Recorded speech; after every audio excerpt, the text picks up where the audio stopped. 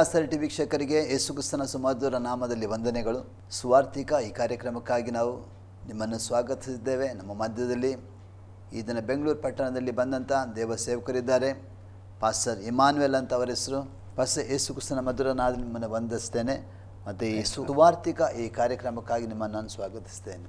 ಪ್ರಿಯರೇ, ಬೆಂಗಳೂರು ಪಟ್ಟಣದಲ್ಲಿ ಅನೇಕ ವರ್ಷಗಳಿಂದ ಸೇವೆ ಮಾಡುವಂಥ ಪಾಸ್ಟರ್ ಇಮಾನ್ಯುಯಲ್ ನಮ್ಮ ಮಧ್ಯದಲ್ಲಿ ಇದ್ದಾರೆ.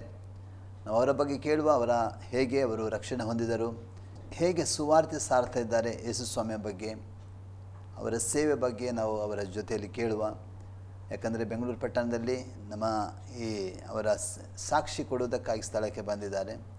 ಪ್ರಿಯರೇ, ಅವರ ಬಾಯಿಂದ ನಾವು ಕೇಳುವ ಯಾವ ರೀತಿ ಸೇವೆ ಮಾಡ್ತಾ ಇದ್ದಾರೆ, ಹೇಗೆ ಸೇವೆ ನಡೀತಿದೆ, ಸೇವೆಯ ಅನುಭವ ಅವರೊಂದಿಗೆ ಕೇಳುವ. ಫಸ್ಟೇ ನಿಮಗೆ ನಾನು ಆಸರೆ ಟಿ ವಿ ಪರವಾಗಿ ನಾನು ತಿರ್ಗಾವತ್ತು ನಾನು ಸ್ವಾಗತಿಸಿದ್ದೇನೆ. Thank you pastor. ನನ್ನನ್ನು ಸ್ವಾಗತ ಮಾಡಿಕೊಂಡದಕ್ಕಾಗಿ ಇಲ್ಲಿ ಬರಮಾಡ್ಕೊಂಡಿದ್ದೀರಿ, ಅದಕ್ಕಾಗಿ ನಾನು ದೇವರಿಗೆ ಸ್ತೋತ್ರ ಸಲ್ಲಿಸ್ತೇನೆ. ಆಸರೆ ಟಿ ವಿಯ ಎಲ್ಲ ವೃಂದದವರಿಗೂ ನನ್ನ ಕೃತಜ್ಞತೆಗಳನ್ನು ಸಲ್ಲಿಸ್ತೇನೆ. Thank you. ಫಸ್ಟೇ ನೀವು ಬೆಂಗಳೂರಿನಿಂದ ಬಂದಿದ್ದೀರಿ, ಟೀಮ್ ಆಗಿ ಬಂದಿದ್ದೀರಿ. ನಿಮ್ಮ ಜೊತೆಯಲ್ಲಿ ಯಾರ್ಯಾರು ಬಂದಿದ್ದಾರೆ ಪಾಸ್ಟರ್? ನಾನು, ನನ್ನ ಹೆಂಡತಿ ಮತ್ತು 3 ಜನ ಮಕ್ಕಳು ಹಾಗೂ ನನ್ನ ಸಹೋದರರು ಬಂದಿದ್ದಾರೆ. ಅಂದರೆ ನನ್ನ ವರ್ಷಿಪ್ ಟೀಮ್ ಆರಾಧನಾ ತಂಡದವರು ಬಂದಿದ್ದಾರೆ. ಅಚ್ಚಾ ಪಾಸ್ಟೇ, ನಾನು ಕೇಳುವಂಥದ್ದು, ನೀವು ಸ್ವಂತ ಊರಲ್ಲಿ ಪಾಸ್ಟೇ ನಿಮ್ಮದು? ನನ್ನ ಸ್ವಂತ ಊರು, ನಾನು ಹುಟ್ಟಿ ಬೆಳೆದದಲ್ಲ ಮೈಸೂರಿನಲ್ಲಿ.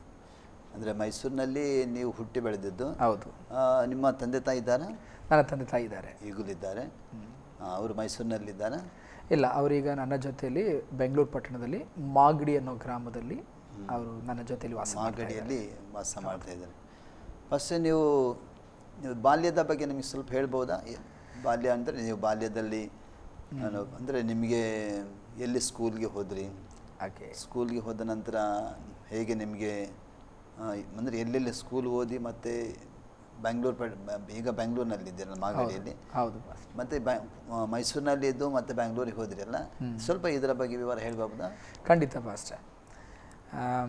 ಆ್ಯಕ್ಚುಲಿ ನಾನು ಬಂದು ಹುಟ್ಟು ಕ್ರೈಸ್ತ ಅಂತ ಹೇಳ್ಕೊಳ್ಬೋದು. ಹುಟ್ಟು ಕ್ರೈಸ್ತ. ಯಾಕಂದರೆ ನನಗೆ ಯಾವುದೇ ಕಲಾಚಾರಗಳ ಬಗ್ಗೆ ಗೊತ್ತಿಲ್ಲ. ನಾನು ಹುಟ್ಟುವಾಗ ಕ್ರೈಸ್ತನಾಗಿ ಹುಟ್ಟದ್ದು. ಯಾಕಂದರೆ ನನ್ನ ತಂದೆ ಕ್ರೈಸ್ತ ಮಾರ್ಗದಲ್ಲಿ ಬಂದದ್ರಿಂದ ಹುಟ್ಟಿದ ದಿನದಿಂದಲೂ ಹಾಗೆ ನಾವು ಕ್ರೈಸ್ತರಾಗಿ ಬೆಳ್ಕೊಂಡು ಹುಟ್ಟು ಕ್ರೈಸ್ತರು. ಅಂದರೆ ನನ್ನ ಪರಿವಾರದಲ್ಲಿ ಹೇಳಬೇಕು ಅಂದರೆ ನನಗೆ 3 ಜನ ಅಕ್ಕಂದರು. ಅಕ್ಕಂದರಲ್ಲಿ ಒಂದು ಅಕ್ಕ, ದೊಡ್ಡ ಅಕ್ಕ, ಅವರು ಕೊಲೆ ಮಾಡಲ್ಪಟ್ಟು ತೀರ್ಕೊಂಡ್ರು. 2 ಅಕ್ಕಂದ್ರೆ ಈಗ ಒಬ್ಬರು ಕೊಳ್ಳೇಗಾಲದಲ್ಲಿ ಸೇವೆ ಮಾಡ್ತಾ ಇದ್ದಾರೆ, ಇನ್ನೊಬ್ಬರು ಚಾಮರಾಜನಗರ ಜಿಲ್ಲೆಯಲ್ಲಿ ಅವರು ಸೇವೆ ಮಾಡ್ತಾ ಇದ್ದಾರೆ. ಅದು ಕೊಳ್ಳೇಗಾಲ. ಅವರು ಸೇವೆಯಲ್ಲಿ ದೇವ್ರ ಕೃಪೆಯಿಂದ ಒಳ್ಳೆ ಸೇವೆ ಮಾಡ್ತಾ ಇದ್ದಾರೆ. ಹೀಗೆ ಅವ್ರಿಗೂ ಮದುವೆ ಆಗಿ ಸೇವೆಯಲ್ಲಿದ್ದಾರೆ. ಅವರು ಸೇವೆಯಲ್ಲಿದ್ದಾರೆ. ನಾನು ಆ್ಯಕ್ಚುಲಿ ನನಗೆ ಈ ಕ್ರೈಸ್ತಿಯ ಮಾರ್ಗಕ್ಕೆ ಬಂದು ದೇವರಲ್ಲಿ ಬೆಳೀತಾ ಬರುವಾಗ ನನ್ನ ನೆನಪಿನಲ್ಲಿ ಇರುವ ಪ್ರಕಾರ 95ನೇ ವರ್ಷದಲ್ಲಿ 1995 ನನ್ನ ತಂದೆ ನಮ್ಮನ್ನು ಕುಟುಂಬವಾಗಿ ಸೇರಿಸಿ ಒಂದು ಮಾತನ್ನು ಹೇಳಿದ ನನ್ನ ನೆನಪಿನಲ್ಲುಂಟು. ಮಕ್ಕಳ, ನಾವು ಈಗ ಸೇವೆ ಮಾಡೋಣ ಅಂಥೇಳಿ ನಾನು ದೇವರ ಹತ್ರ ಪ್ರಾರ್ಥನೆ ಮಾಡುವಾಗ ದೇವರು ನನ್ನನ್ನು ಸೇವೆಗಾಗಿ ಕರೆದಿದ್ದಾರೆ ಅಂಥೇಳಿ ದೃಢಪಡಿಸ್ಕೊಂಡೆ. ನಾವು ಸೇವೆ ಮಾಡೋಣ ಅಂಥೇಳಿ ಕೇಳಿದ್ರು. ಅಲ್ಲ ಪಾಸ್ಟೇ, ಈಗ ನೀವು ಮೈಸೂರು ಪಟ್ಟಣದಲ್ಲಿದ್ದೀರಿ. ಹೌದು. ಮೈಸೂರು ಪಟ್ಟಣದಲ್ಲೇ ಸೇವೆ ಪ್ರಾರಂಭ ಮಾಡಿದ್ರೆ ಅಥವಾ ಅದೇ ಸೇವೆ ಮಾಡೋಣ ಅಂಥೇಳಿ ಅವ್ರಿಗೆ ಕೇಳುವಾಗ ನನಗೆ ಸೇವೆ ಅಂದರೆ ಏನು ಅಂತೇಳಿ ಗೊತ್ತಿಲ್ಲ.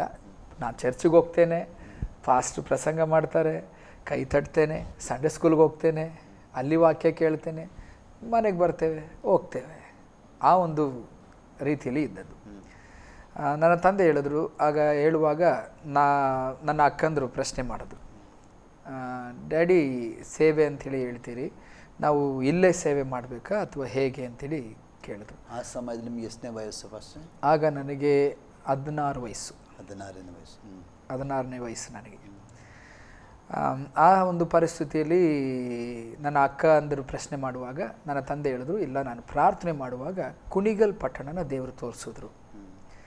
ತುಮಕೂರು ಜಿಲ್ಲೆಯ ಕುಣಿಗಲ್ ಪಟ್ಟಣದಲ್ಲಿ ದೇವ್ರು ನನಗೆ ದರ್ಶನ ತೋರಿಸಿದ್ದಾರೆ, ಅಲ್ಲಿಗೆ ಸೇವೆಗೆ ಹೋಗೋಣ ಅಂತ ಇದ್ದೇನೆ ಅಂಥೇಳಿ ನನ್ನ ತಂದೆ ಹೇಳಿದ್ರು. ಆಗ ನನ್ನ ತಾಯಿ ಒಂದು ಪ್ರಶ್ನೆ ಮಾಡಿದ್ರು ನನ್ನ ನೆನಪಿನಲ್ಲಿದ್ದ ಹಾಗೆ, ರೀ ನಾವು ಒಂದು ಮರದ ಅಡಿಯಲ್ಲಿ ಒಂದು ಮಿಷಿನ್ನ ಇಟ್ಟುಕೊಂಡು, ಹೊಲಿಗೆ ಮಿಷಿನ್ನ ಇಟ್ಟುಕೊಂಡು ಅದರಲ್ಲಿ ಬರುವಂಥ ಸಂಪಾದನೆಯಲ್ಲಿ ನಾವು ಮಕ್ಕಳನ್ನ ಸಾಕ್ತಾ ಇದ್ದೇವೆ. ಟೈಲರ್ ಆಗಿದ್ರಾ? ಯಾರು? ನನ್ನ ತಂದೆ. ಟೈಲರ್. ನನ್ನ ತಂದೆ ಟೈಲರ್. ತಾಯಿಯೂ ಕೂಡ ಅವರು ಕೂಡ ಟೈಲರಿಂಗ್ ಕಲ್ತರು. ಆ ಒಂದು ಸಂದರ್ಭದಲ್ಲಿ ನನ್ನ ತಾಯಿ ಪ್ರಶ್ನೆ ಮಾಡಿದಾಗ ನನ್ನ ತಂದೆ ಹೇಳಿದ್ರು, ಇಲ್ಲಮ್ಮ, ಇದಕ್ಕಿಂತಲೂ ದೊಡ್ಡ ಕಾರ್ಯಗಳನ್ನು ದೇವರು ಮಾಡಲಿಕ್ಕೆ ಸಾಧ್ಯ ರೀ. ಮಕ್ಕಳಿಗಿನ್ನೂ ಹೆಣ್ಮಕ್ಳು 3 ಜನ ಹೆಣ್ಣು ಮಕ್ಕಳು, ಅವ್ರಿಗಿನ್ನೂ ಮದುವೆ ಆಗಿಲ್ಲ. ಮಗ ಈಗ ಚಿಕ್ಕ ಹುಡುಗ, ನಾವು ಯಾರಿಗೂ ಮದುವೆ ಮಾಡದೆ ಸೇವೆಗೆ ಅಂತೇಳಿ ಹೋಗೋದು ಹೇಗೆ ರೀ ಅಂಥೇಳಿ ನನ್ನ ತಾಯಿ ಪ್ರಶ್ನೆ ಮಾಡಿದ್ರು. ಆಗ ನನ್ನ ತಂದೆ ಹೇಳಿದ ಒಂದೇ ಒಂದು ಮಾತು, ನಾವು ಸೇವೆಗೆ ಕಾಲಿಡುವ ದೇವರು ನಮ್ಮ ಕುಟುಂಬವನ್ನು ನೋಡ್ಕೊಳ್ತಾರೆ ಅಂಥೇಳಿ ಒಂದು ಮಾತು ಹೇಳಿದ್ರು. ಆಗ ಕೂಡಲೇ ಎಲ್ಲರೂ ಶಾಕ್ ಆಗಿ ಮತ್ತೆ ನನ್ನ ತಾಯಿ ಒಂದು ಪ್ರಶ್ನೆ ಕೇಳಿದ್ರು, ರೀ ಇಲ್ಲ ರೀ, ನಾವು ಈಗಾಗಲೇ ಯೇಸು ಸ್ವಾಮಿನ ಕಂಡುಕೊಂಡಿದ್ದರಿಂದ ನಮ್ಮ ಬಂಧುಗಳೆಲ್ಲ ಹೊರಗೆ ಹಾಕಿದ್ರು. ಒಂದು ಕೆಲಸ ಮಾಡಿರಿ, ನಮ್ಮ ಬಂಧುಗಳು ಹೇಳಿದ್ದನ್ನು ನೆನಪು ಮಾಡ್ಕೊಂಡು ನೋಡ್ರಿ. ಅವ್ರು ಹೇಳಿದ್ರಲ್ಲ, 3 ಜನ ಹೆಣ್ಣು ಮಕ್ಕಳು, ಹೇಗೆ ನೀನು ಮದುವೆ ಮಾಡ್ತಿ? ಯೇಸು ಸ್ವಾಮಿನ ಕಂಡುಕೊಂಡು ನಮ್ಮನ್ನು ಬಿಟ್ಟು ಓದಿಯಲ್ಲ ಅಂತೇಳಿ ಚಾಲೆಂಜ್ ಮಾಡಿದ್ರಲ್ರಿ. ಅದಕ್ಕೋಸ್ಕರ ಆದರೂ ಸ್ವಲ್ಪ ನಾವು ಚೆನ್ನಾಗಿ ದುಡಿದು ನಮ್ಮ ಮಕ್ಕಳಿಗೆಲ್ಲ ಒಳ್ಳೆ ಜಾಗದಲ್ಲಿ ಮದುವೆ ಮಾಡಿ ನಂತರ ನಾವು ಸೇವೆಗೆ ಹೋಗೋಣ ಅಂಥೇಳಿ ಒಂದು ಪ್ರಶ್ನೆ ಹಾಕಿದ್ರು. ಕೂಡಲೇ ನನ್ನ ತಂದೆ ಹೇಳಿದ್ರು, ಇಲ್ಲ, ನಾನು ನಿರ್ಧಾರವಾಗಿದ್ದೇನೆ. ನಾನು ಸೇವೆಗೆ ಕಾಲಿಟ್ರೆ ನನ್ನ ಮಕ್ಕಳ ಕುಟುಂಬವನ್ನು, ನನ್ನ ಮಕ್ಕಳ ಜೀವಿತವನ್ನು ದೇವರು ನೋಡ್ಕೊಳ್ತೀನಿ ಅಂಥೇಳಿ ಹೇಳಿದ್ದಾರೆ ಅಂಥೇಳಿ ಹೇಳಿದ್ರು. ಸರಿ, ಪ್ರಾರ್ಥನೆ ಮಾಡೋಣ ರೀ ಅಂಥೇಳಿ ನಾವು ಕುಟುಂಬವಾಗಿ ಹಾಗೆ ಪ್ರಾರ್ಥನೆಯಲ್ಲಿ ನಿರತರಾದ್ವಿ. ಪ್ರಾರ್ಥನೆಯಲ್ಲಿ ನಿರತರಾಗುವಾಗ ಪ್ರಾರ್ಥನೆ ಮಾಡ್ತಾನೆ ಇದ್ದು, ದೇವರೇ ನಾವು ಕುಣಿಗಲ್ ಪಟ್ಟಣಕ್ಕಾಗಿ ಕುಟುಂಬವಾಗಿ ಹೋಗ್ಲಿಕ್ಕಿದ್ದೇವೆ, ನಾವು ಏನು ಮಾಡಬೇಕು, ನೀವು ನಮಗೆ ದಾರಿ ತೋರಿಸ್ರಿ ಅಂಥೇಳಿ ಕುಟುಂಬವಾಗಿ ನನ್ನ ತಂದೆ ಪ್ರಾರ್ಥನೆಯಲ್ಲಿ ನಡೆಸ್ತಾ ಇರುವಾಗೆ ನನ್ನ ದೊಡ್ಡ ಅಕ್ಕ ಒಂದು ಒಳ್ಳೆ ಅಭಿಷಿಕ್ತಳಾಗಿ ಬೆಳೆದಂಥವಳು, ಒಳ್ಳೆ ಪ್ರಾರ್ಥನಾ ವೀರಳು. ಆಕೆ ಅನ್ಯ ಭಾಷೆ ಮಾತನಾಡಿ ದೇವರ ಭಾಷೆಗಳನ್ನು ಮಾತನಾಡ್ತಾ, ನೀವು ಸೇವೆಗಾಗಿ ಹೋಗ್ತಾ ಇದ್ದೀರಿ, ಹೋಗೋದಕ್ಕೆ ಮುಂಚೆ ನೀವು ಇರುವಂಥ ಸಭೆಯ ಸ್ಥಿತಿಯನ್ನು ನೆನೆಸಿ ನೋಡ್ರಿ ಅಂಥೇಳಿ ಆಕೆ ಮಾತನಾಡಲಿಕ್ಕೆ ಪ್ರಾರಂಭಿಸಿದ್ಲು. ಮಾತನಾಡ್ತಾ ಇರುವಾಗ ದೇವರು ಹೇಳ್ತಾ ಇದ್ದಾರೆ, ನೀವಿರುವಂಥ ಸಭೆಯನ್ನು ದೃಢಪಡಿಸಿ ಕಟ್ಟಿ ಅದಕ್ಕೊಂದು ನೆಲೆಯನ್ನು ಕೊಟ್ಟು ನೀವು ಹೋಗ್ಬೇಕು ಅಂತೇಳಿ ದೇವರು ಹೇಳ್ತಾ ಇದ್ದಾರೆ. ಅದರ ಮುಂಚೆ ಯಾವ ಸಭೆಗೆ ಹೋಗ್ತಿದ್ರಿ? ಸಭೆಗೆ ICRM ಅಂತೇಳಿ, ಇಂಡಿಯನ್ ಕ್ರಿಶ್ಚಿಯನ್ ರಿವೈವಲ್ ಮಿಷನ್, ಭಾರತೀಯ ಕ್ರೈಸ್ತಿಯ ಉಜ್ಜೀವನ ಸಂಸ್ಥೆ ಅಂತೇಳಿ ಅಪೋಸ್ತಲ್ ಜಾನ್ ಇಳಂಗೋವನ್ ಅವರ ಸಭೆಯ ವಿಶ್ವಾಸಿಗಳಾಗಿ ನಾವಿದ್ದೆವು. ಅವರ ಸಭೆಯ ವಿಶ್ವಾಸಿಗಳಾಗಿದ್ದೇವೆ ಮೈಸೂರಿನಲ್ಲಿ. ಹೌದು, ಮೈಸೂರಿನಲ್ಲಿ ಮಹದೇವಪುರ ಅನ್ನೋ ಜಾಗದಲ್ಲಿ ನಾವು ಚರ್ಚಿಗೆ ಹೋಗ್ತಾ ಇದ್ವಿ. ಅದು ಚರ್ಚ್ ಆಗಿರಲಿಲ್ಲ, ಒಂದು ಜಾಗ ಇತ್ತು, ಅರ್ಧದಲ್ಲಿ ಕಟ್ಟಿ ನಿಂತಿತ್ತು. ಅದು ಅರ್ಧದಲ್ಲಿ ನಿಂತಿದ್ದರಿಂದ ನಾವು ಆರಾಧನೆ ಮಾಡಲಿಕ್ಕೆ ಸಾಧ್ಯ ಇರಲಿಲ್ಲ. ಒಂದು ಎಕ್ಸಸೈಸ್, ವ್ಯಾಯಾಮ ಮಾಡುವಂಥ ಜಾಗದಲ್ಲಿ ಆರಾಧನೆ ನಡೆಯುವಂಥ ಸ್ಥಳವಾಗಿತ್ತು. ಭಾನುವಾರ ಅಲ್ಲಿ ಹೋದಾಗ ಎಲ್ಲ ಎಕ್ಸಸೈಸ್ ಮಾಡೋರೆಲ್ಲ ಪಕ್ಕದಲ್ಲೂ ಇರ್ತಿದ್ರು, ನಾವು ಅಲ್ಲೇ ಕೂತ್ಕೊಂಡು ಆರಾಧನೆ ಮಾಡ್ತಾ ಇದ್ವಿ. ಆ ಒಂದು ಪರಿಸ್ಥಿತಿಯಲ್ಲಿ ನಾವಿದ್ವಿ.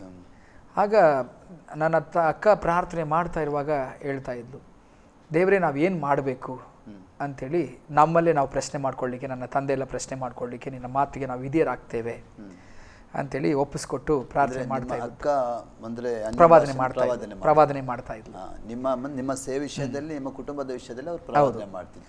ಆಗ ಆಕೆ ಬಾಯಲ್ಲಿ ಬಂದದ್ದು, ನಿಮಗಿರುವುದನ್ನು ಕೊಟ್ಟು ದೇವರಿಗಾಗಿ ನೀವು ಹೆಜ್ಜೆ ಇಡ್ರಿ ಅಂಥೇಳಿ ಒಂದು ಮಾತು ಬಂತು. ಆಗ ಪ್ರಾರ್ಥನೆ ಎಲ್ಲ ಮುಗಿಸಿ ನನ್ನ ತಂದೆ ಯೋಚನೆ ಮಾಡಲಿಕ್ಕೆ ಪ್ರಾರಂಭಿಸಿದ್ರು. ನನಗಿರೋದು ಅಂದರೆ ಒಂದೇ ಒಂದು, ಅದು 30-40 ಜಾಗ ಇರುವಂಥ ಒಂದು ಸೈಟ್ ಅಷ್ಟೇ. ಅದನ್ನು ಹೇಗೆ ಸಂಪಾದನೆ ಮಾಡಿದೆ? ಮಿಷಿನ್ ರಾತ್ರಿ ಹಗಲು ಕೆಲಸ ಮಾಡಿ ಅದರಲ್ಲಿ ಬರುವಂಥ ಹಣದಲ್ಲಿ ಕೂಡಿಸಿಟ್ಟು 1,500 ರೂಪಾಯಿಗೆ ಆ ಸೈಟ್ನ ತಗೊಂಡೆ. 3,000 ಖರ್ಚು ಮಾಡಿ ಜಸ್ಟ್ ಒಂದು 15-20ಕ್ಕೆ ಒಂದು ಬೇಸ್ಮೆಂಟ್ ಹಾಕಿದ್ದೇನೆ, ಅಸ್ಥಿವಾರ ಹಾಕಿದ್ದೇನೆ. ಇದನ್ನು ಇಟ್ಕೊಂಡು ನಾನೇನು ಮಾಡಲಿ? ಆಗ ಇವರು ಪ್ರಾರ್ಥನೆಯಲ್ಲಿ ಕಾದಿರುವಾಗ ದೇವರು ಸ್ಪಷ್ಟವಾಗಿ ಹೇಳಿದರೆ, ಅದನ್ನು ಸಭೆ ಕಟ್ಟಲಿಕ್ಕಾಗಿ ಕೊಟ್ಟು ಬಿಡು ಅಂಥೇಳಿ ದೇವರು ಅವ್ರ ಹತ್ರ ಮಾತಾಡಿದ್ದಾರೆ. ನಾವು ಸೇವೆಗೆ ಅಂತೇಳಿ ಕುಣಿಗಲ್ ಪಟ್ಟಣಕ್ಕೆ ಕುಟುಂಬವಾಗಿ ಬರಬೇಕು. ಬರುವಂಥ ಪರಿಸ್ಥಿತಿಯಲ್ಲಿ ದೇವ್ರ ಹತ್ರ ಕೇಳುವಾಗ ದೇವರು ಇದನ್ನು ಮಾತನಾಡಿದ್ದನ್ನು ನಮ್ಮ ಹತ್ರ ಮಾತಾಡೋದಕ್ಕೋಸ್ಕರವಾಗಿ ಫುಲ್ ಡಾಕ್ಯುಮೆಂಟ್ ಸಮೇತ ನಮ್ಮ ಹತ್ರ ಬಂದರು. ಅವತ್ತು ಅಕ್ಕ ಪ್ರವಾದನೆ ಮಾಡುವಾಗ ಈ ರೀತಿ ದೇವರು ಹೇಳಿದ್ರಲ್ಲಪ್ಪ, ಒಂದು ಕೆಲಸ ಮಾಡೋಣ, ನಮ್ಮ ಜಾಗನ ಚರ್ಚ್ ಕಟ್ಟಲಿಕ್ಕೆ ಕೊಟ್ಬಿಟ್ಟು ನಾವು ಸೇವೆಗೆ ಹೋಗೋಣ, ನೀವೇನು ಹೇಳ್ತೀರಿ? ನಮ್ಗೆ ಬೇರೆ ಏನೂ ಗೊತ್ತಿಲ್ಲ, ಇಲ್ಲ ಇದು ಮುಂದಕ್ಕೆ ಸಮಸ್ಯೆ ಬರಬಾರ್ದು ಅಂತ ಹೇಳಿ ನನ್ನ ತಂದೆ ಏನು ಮಾಡಿದ್ರು, ಎಲ್ಲರೂ ಸೈನ್ ಹಾಕಿ ಯಾರೂ ಇದಕ್ಕೆ ಸಂಬಂಧ ಇಲ್ಲ, ಈ ಆಸ್ತಿಗೆ ಯಾರು ವಾರಸ್ದಾರು ಇಲ್ಲ ಅಂತೇಳಿ ಬರೆದು ಕೊಟ್ಟು ಸೈನ್ ಹಾಕಿ ಕೊಟ್ಬಿಡುವ ಅಂಥೇಳಿ ಎಲ್ಲರ ಕೈಲಿ ಕೊಟ್ಟುಬಿಟ್ರು. ನಮ್ಮ ಅಪೊಸ್ತಲ ಜಾನ್ ಎಳಂಗೋನ್ ಅವರ ಕೈ ಅವರಿಗೆ ಕೊಟ್ಟು, ಇದ್ರ ಮೂಲಕವಾಗಿ ಇದನ್ನು ಮಾರ್ತಿರೋ ಅಥವಾ ಇಲ್ಲೇ ಚರ್ಚ್ ಕಟ್ತಿರೋ, ಹೇಗೆ ನಿಮಗೆ ಅನುಕೂಲ ಆಗ್ತದೋ ಹಾಗೆ ನೀವು ಮಾಡಿ, ನೀವು ಚರ್ಚನ್ನು ಕಟ್ಟ್ರಿ, ನಾವು ಸೇವೆಗೆ ಹೋಗ್ತೇವೆ ಅಂಥೇಳಿ ಆಗಸ್ಟ್ ತಿಂಗಳು 17ನೇ ತಾರೀಕು ಸೇವೆಗೆ ಹೋಗಲಿಕ್ಕೆ ಅಂಥೇಳಿ ಒಪ್ಪಿಸಿಕೊಟ್ರು. 17ನೇ ತಾರೀಕು ಸೇವೆಗೆ ಹೋಗಲಿಕ್ಕೆ ಅಂಥೇಳಿ ಒಪ್ಪಿಸಿಕೊಟ್ಟಂಥ ಒಂದು ಪರಿಸ್ಥಿತಿ. ಅದಕ್ಕೆ ಮುಂಚೆ ಒಪ್ಪಿಸಿಕೊಡ್ತಾ ಇದ್ದಾಗಲೇ ನಾವು ಆ ಡಾಕ್ಯುಮೆಂಟ್ಸ್ನ ತೊಗೊಂಡೋಗಿ ಪಾಸ್ಟರ್ ಹತ್ರ ಇಡ್ತಾ ಇದ್ದೇವೆ. ಪಾಸ್ಟ್ರು ನಮ್ಮನ್ನು ದೃಷ್ಟಿಸಿ ನೋಡಿದ್ರು. ರಾಜು, ನಿಮಗಿರೋದು ಇದು ಒಂದೇ ಆಧಾರ, ನಿಜವಾಗ್ಲೂ ದೇವರು ಮಾತಾಡಿಯೇ ಈ ಒಂದು ಜಾಗ ಕೊಡ್ತಾ ಇದ್ದೀರಾ ನೀವು ಅಂಥೇಳಿ ಪಾಸ್ಟ್ರಿಗೆ ಕೇಳಿದ್ರು. ಹೌದು ಪಾಸ್ಟ್ರೆ, ನಿಮ್ಮ ಮಕ್ಕಳು ಭವಿಷ್ಯಕ್ಕಾದರೂ ಇಡ್ಬೋದಲ್ಲ? ಇಲ್ಲ ಪಾಸ್ಟರ್, ದೇವರು ನಮಗೆ ಬೇಕಾದದನ್ನು ಮಾಡ್ತೀನಿ ಅಂತ ಹೇಳಿದ್ದಾರೆ. ಇಲ್ಲ, ಈಗ ನಿಮ್ಮ ಮಗಳು ಮದುವೆ ಬೇರೆ ಇದೆಯಲ್ಲ? ಇಲ್ಲ, ದೇವರು ಅದನ್ನು ಮಾಡ್ತೀನಿ ಅಂತ ಹೇಳಿದ್ದಾರೆ ಅಂಥೇಳಿ ಜಾಗ ಡಾಕ್ಯುಮೆಂಟ್ಸ್ನ ಪಾಸ್ಟರ್ ಕೈಯಲ್ಲಿ ಕೊಟ್ಟಿದ್ದಾರೆ.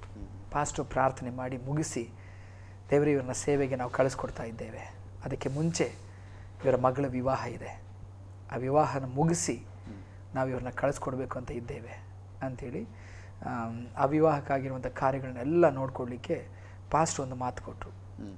ನೀನು ಇದನ್ನು ತ್ಯಾಗವಾಗಿ ಕೊಟ್ಟಿದ್ದರಿಂದ ನಿಮ್ಮ ದೊಡ್ಡ ಮಗಳ ಮದುವೆನ ನಾವು ಸಭೆಯಾಗಿ ಸೇರಿ ಮಾಡ್ತೇವೆ ಅಂಥೇಳಿ ವಿಶ್ವಾಸಿಗಳೆಲ್ಲ ಒಟ್ಟಿಗೆ ಸೇರಿ, ವಿಶ್ವಾಸಿಗಳು ಒಬ್ಬೊಬ್ಬರು ಜವಾಬ್ದಾರಿ ತೆಗೆದುಕೊಂಡು ಮದುವೆಗೆ ಅಂಥೇಳಿ ಎಲ್ಲ ತೀರ್ಮಾನ ಮಾಡಿ ಆಗಸ್ಟ್ 15ನೇ ತಾರೀಕು 1995ನೇ ವರ್ಷ ನನ್ನ ಅಕ್ಕನ ವಿವಾಹನ ಮೈಸೂರಿನಲ್ಲಿ ವೆಸ್ಲಿ ಗಿಲ್ಡ್ ಹಾಲ್ನಲ್ಲಿ ವಿವಾಹ ಮುಗಿಸಿದ್ರು.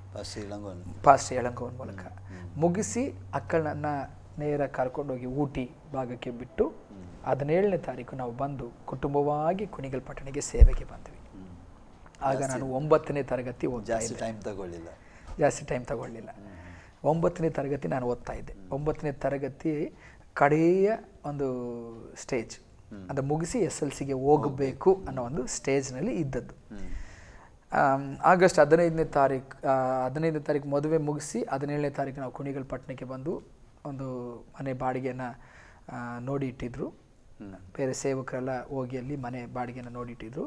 ಅಲ್ಲಿ ಬಂದ್ವಿ, ಕುಟುಂಬವಾಗಿ ಇಳಿದ್ವಿ, ಮನೆಯೆಲ್ಲ ತುಂಬ ಇಡಿಸ್ತು, ಸೇವೆ ಪ್ರಾರಂಭ ಮಾಡಿದ್ವಿ. ಕರ್ತರು ಅದ್ಭುತವಾಗಿ ನನ್ನ ತಂದೆನ ಉಪಯೋಗಿಸಲಿಕ್ಕೆ ಪ್ರಾರಂಭಿಸಿದ್ರು. ಅಷ್ಟೇ. ಈಗ ನಿಮ್ಮ ತಂದೆ ಸೇವೆಗಾಗಿ ಒಪ್ಪಿಸ್ಕೊಟ್ರಲ್ಲ, ನಿಮ್ಮ ತಂದೆ ಏನಾದರೂ ಬೈಬಲ್ ಕಾಲೇಜ್ ಏನಾದರೂ ಮಾಡಿದ್ರಾ? ಅಂದರೆ ಅವರು ಟೈಲರಿಂಗ್ ಮಾಡ್ತಾನೆ, ಮರದ ಕೆಳಗಡೆ ಮಿಷಿನ್ ಇಟ್ಕೊಂಡೇನೆ. ಅಂದರೆ ಸರಿಯಾದ ಒಂದು ವ್ಯವಸ್ಥೆ ಇಲ್ಲ. ಅಂದರೆ ಒಂದು ಮರದ ಕೆಳಗಡೆ ಇಲ್ಲ ಅಂದರೆ ಯಾವುದಾದ್ರು ಒಂದು ಅಂಗಡಿ ಬಾಗ್ಲ ಹತ್ರ ಆ ರೀತಿ. ಯಾಕಂದರೆ ಮೊದಲು ತುಂಬ ಚೆನ್ನಾಗಿ ಇದ್ರು, ಅದೆಲ್ಲ ಕಳ್ತನ ಆಗೋಯ್ತು. ಒಂದು ದೊಡ್ಡ ಅಂಗಡಿ ಇಟ್ಟಿದ್ರು, ಶೋರೂಮ್ ಇಟ್ಟಿದ್ರು, ಅದೆಲ್ಲ ಕಳ್ತನ ಆಗಿ ತುಂಬ ಲಾಸ್ ಆಗಿ ತುಂಬ ಬಡತನದಲ್ಲಿ ನಮ್ಮನ್ನು ಸಾಕಿದ್ರು. ನಮ್ಮ ತಂದೆ ಎಜುಕೇಷನ್ ಎಷ್ಟು ಪಾಸ್? 2ನೇ ತರಗತಿ ಅಷ್ಟೇ, 2nd ಸ್ಟ್ಯಾಂಡರ್ಡ್. ಓದಲಿಕ್ಕೆ ಬರಲ್ಲ. ನಾವು ಅವರಿಗೆ ಸತ್ಯವೇದವನ್ನು ಓದಿ ಹೇಳ್ತಾ ಇದ್ವಿ.